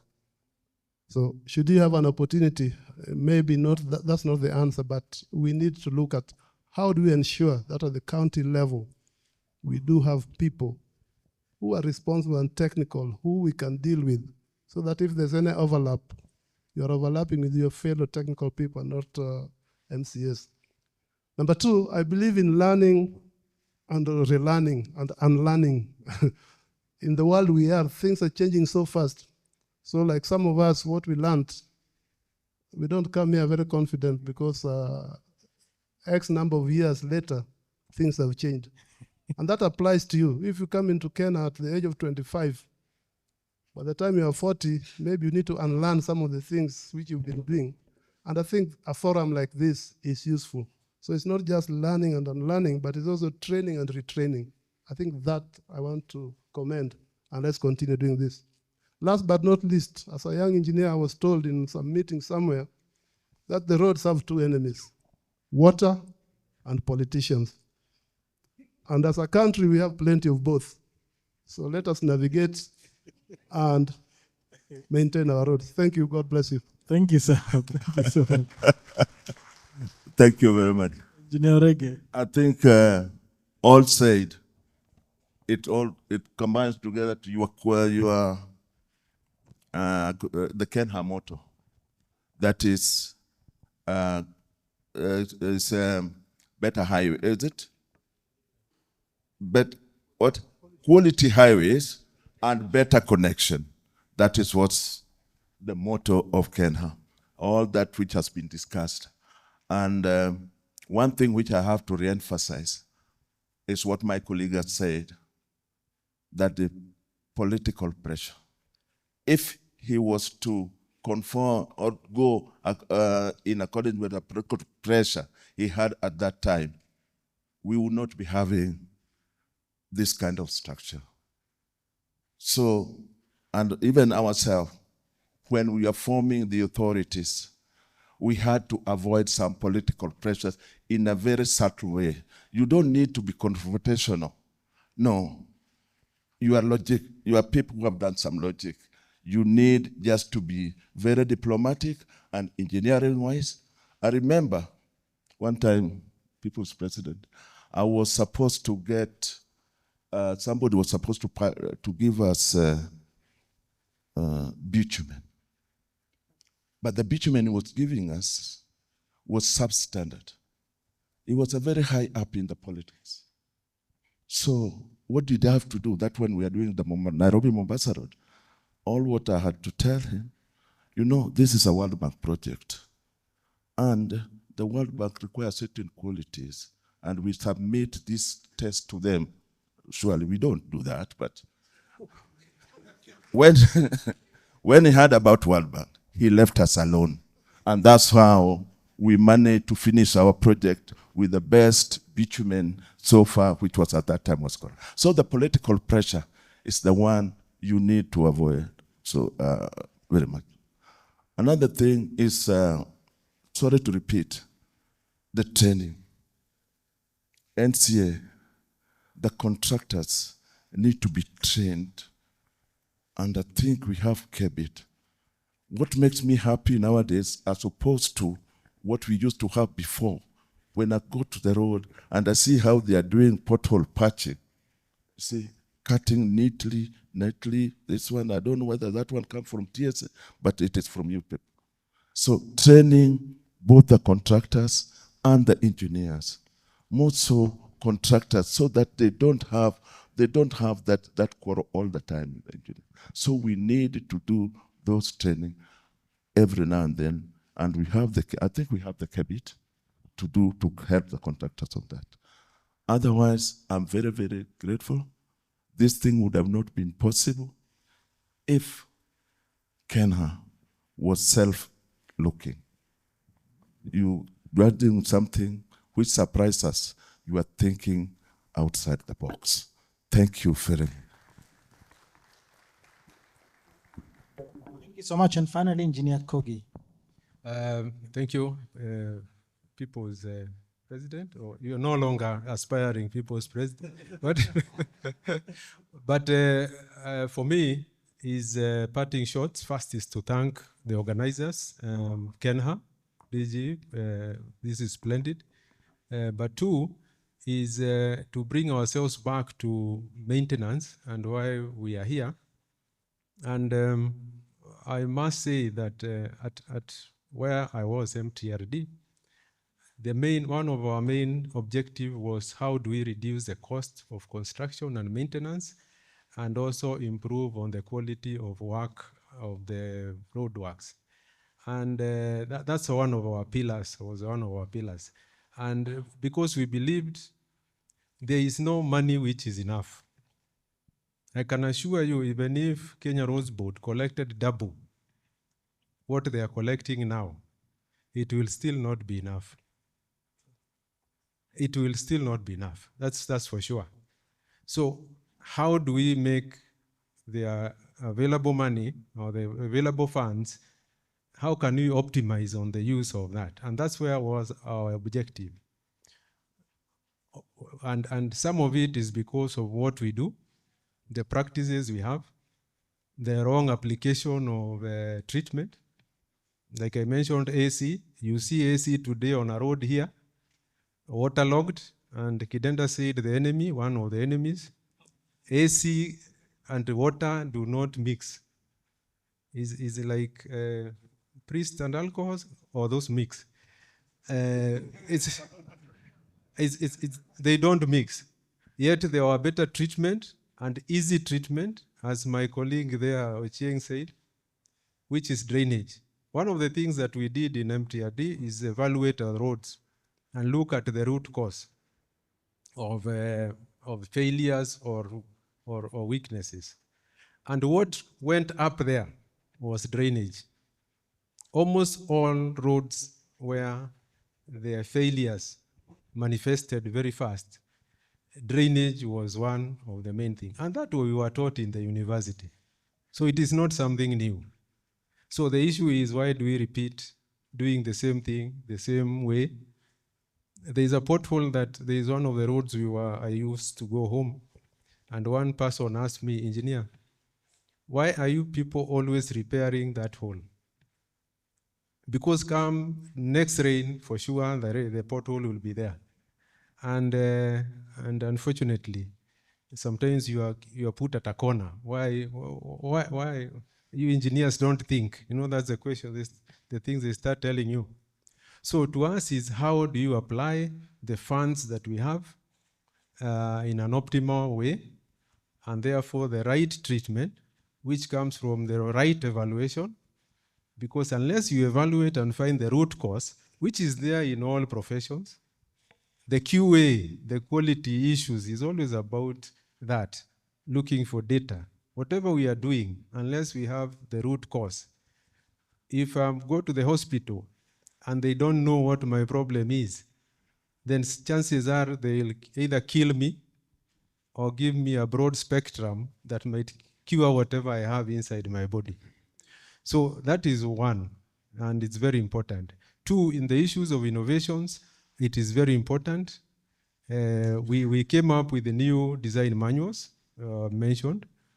Those design manuals actually came from our experiences that we have had over the years, what worked, what did not work, and we know maintenance problem starts from construction.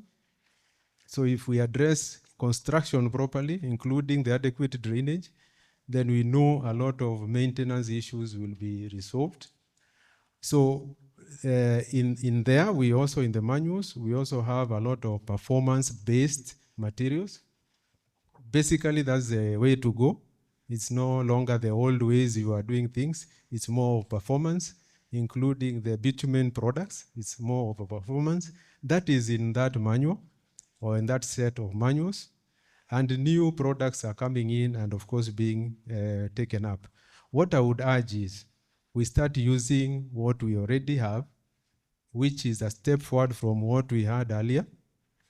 And then the issue is learning, the training. That manual, if you put it on in your, what do you call it? In your Apple shelf, and then you're dusting it every other time. In fact, not even you, it's your secretary. It won't help anyone. So let's have it. I think there was an arrangement, KeNHA as a financing body, and the ministry, of course, to train.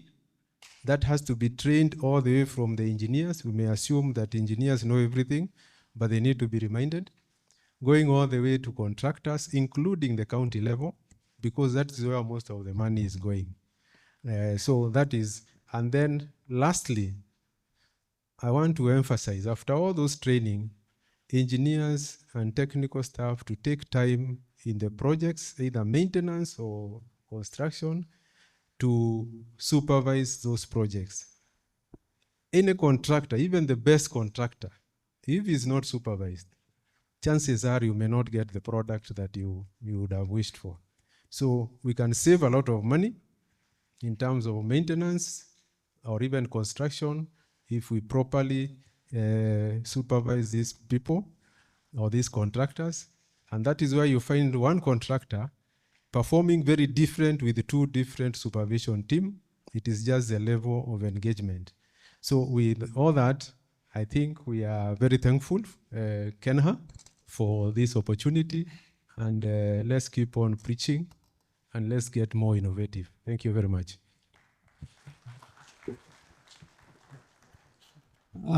Kwa hisani yake mkurugenzi idara ya mipango na utafiti Engineer Daniel Cherono, na kwa udhamini wake mkurugenzi mkuu shirika la barabara kuu nchini Kenya na bodi Kenya National Highways Authority, tunasema shukran kwa kuwa nasi hadi kufika hapo ndio tamati ya kipindi chetu cha majadiliano. Thank you so much to my panelists and to the audience. I wish that we give a great round of applause to the panelists. That was awesome, and it was great being your host today as we come to the end of this program. And another round of applause to the audience seated in the room. Howard, you are doing the job which is not yours. Another round of applause to the audience following us online. I wish now to hand over this to my uncle, who is going to take us to. I was scared you are taking my work. Thank you. A big round of applause to our moderator. Thank you. At this point, the only person I don't want here is you, because somebody is coming to replace you shortly. So in about 10 minutes, we should be done. But we want to recognize our panelists in a big way. Not just by claps, but also by a token of appreciation. At this point, I would like to invite Engineer Gakuru so that you can come and give one of the plaques to our guests, and then we'll proceed from there. So at this point, let's have the present for Catherine. We want to declare that it has been certified to be EACC proof, so it's not a bribe. It's a token of appreciation which will be given to you, and it has been declared, so we are compliant. So let's start with Catherine, please. Over here, Director Kakuru over here. Yes, let's have the package so that it can be issued.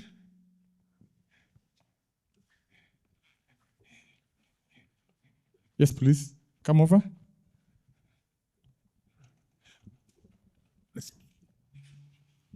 Okay, so just give it to the director. Director, maybe you can read the citation and the certificate, which will be signed by director for her, please. Thank you. This certificate is presented to Engineer Catherine Munyi for participating as a panelist in the KeNHA 7th Quarterly Knowledge Sharing Forum. Date of issue, 30th September 2025. Signed by Director Chelon and to be signed by Director General. Okay, also on this one, it's written KeNHA's 7th Quarterly Knowledge Sharing Forum, awarded to Engineer Munyi Catherine Wanjiku in participation for invaluable insights in highway maintenance. Let's give a big round of applause as she receives that. We acknowledge your time and your presence here. Thank you very much. Yeah. Camera, please. Yeah, we need this moment. Let's have it. Okay, thank you very much. Yes, we'll release the panelists to go back and sit, and also Engineer Gakuru. The next person to award the honors is Engineer Cherono. Please come to the podium. Let's have the one for Odula. Let's have the present for Odula. Yes. So, engineer will issue one for Odula. Again, the citation is the same, but we'll want to hear engineer's voice as he reads the citation again. This certificate is presented to Engineer Victor Odula for participating as a panelist in the KeNHA's 7th Quarterly Knowledge Sharing Forum on the 30th of September 2025. And the plaque?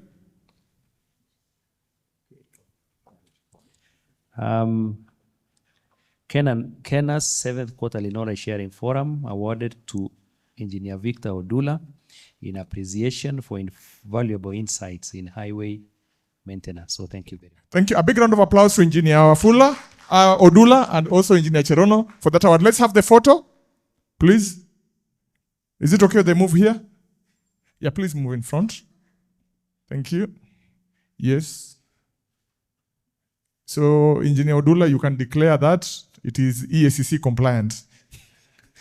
Okay, now the next panelists, because they are seniors, I thought they should all be awarded by the DG, and that's why I have left them here. We'll start with the youngest, Engineer Kogi. Karibu. Let's give him a round of applause. And let's have the token.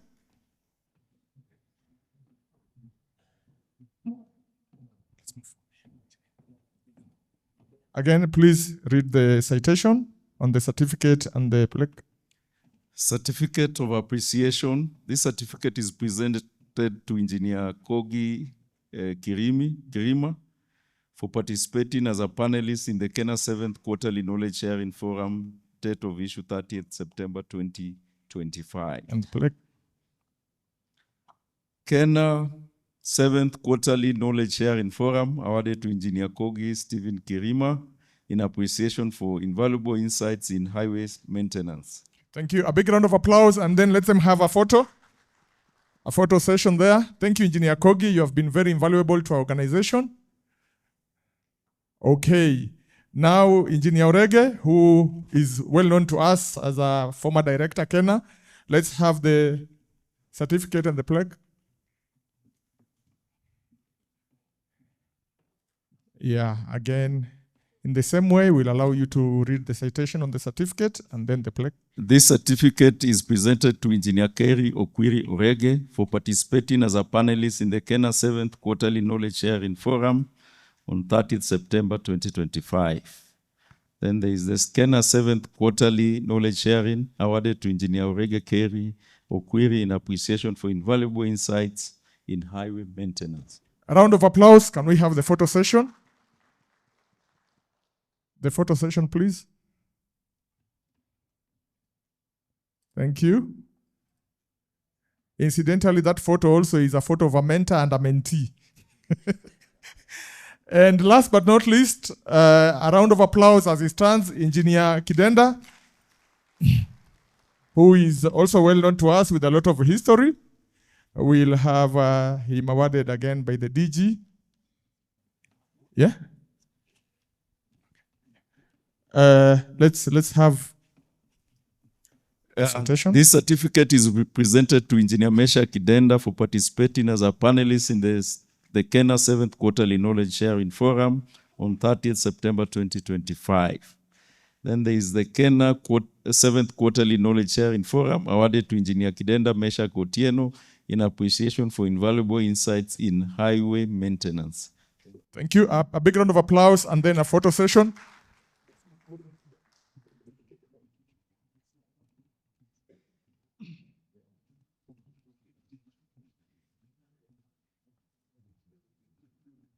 Finally, we saw Engineer Fuko had worn so many faces, so I'll allow Engineer Cherono, the host, to come and give him his plaque. Because he's worn so many hats and he needs somebody to give him the reward. The certificate and please, sir. So we'll allow you to read again the citation on the certificate. The certificate of appreciation to Engineer Ezekiel Fuko for participating as a panelist in the KeNHA's 7th Quarterly Knowledge Sharing Forum on the 30th September 2025. And we have here a nice memento in appreciation, it awarded to Ezekiel Fuko in appreciation for invaluable insights in highway maintenance. A big round of applause, and then let's have here for the photo.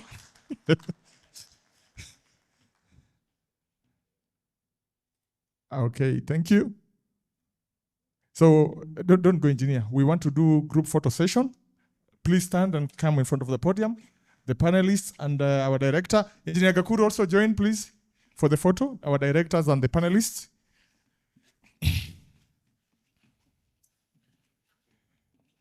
Yes, it's big enough. Okay. Cameraman, ausamangi cheese. Okay. Let me.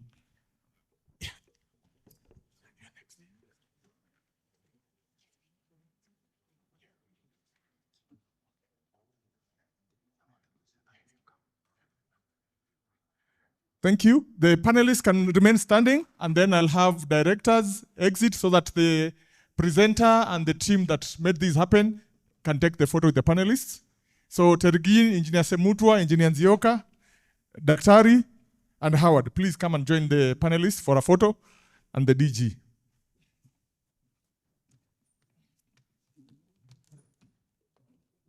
So we might have to do a small curve.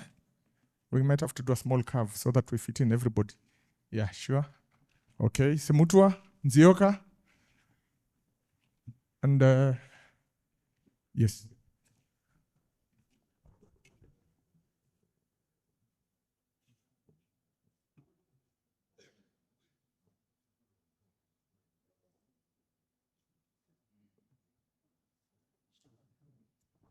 Okay, a last photo. We want to recognize at least representatives from the universities, one from each of the university. KU, please come and take the photo. We want to recognize you as centers of knowledge to be appreciated. Just one more photo with the with the universities, and then we'll be done. Yes, please, one representative each from the university. So we have Dedan Kimathi, we have KU, and we have Machakos. Thank you. We recognize you. And we also want, when you go back to university, you can account for your presence. So thank you.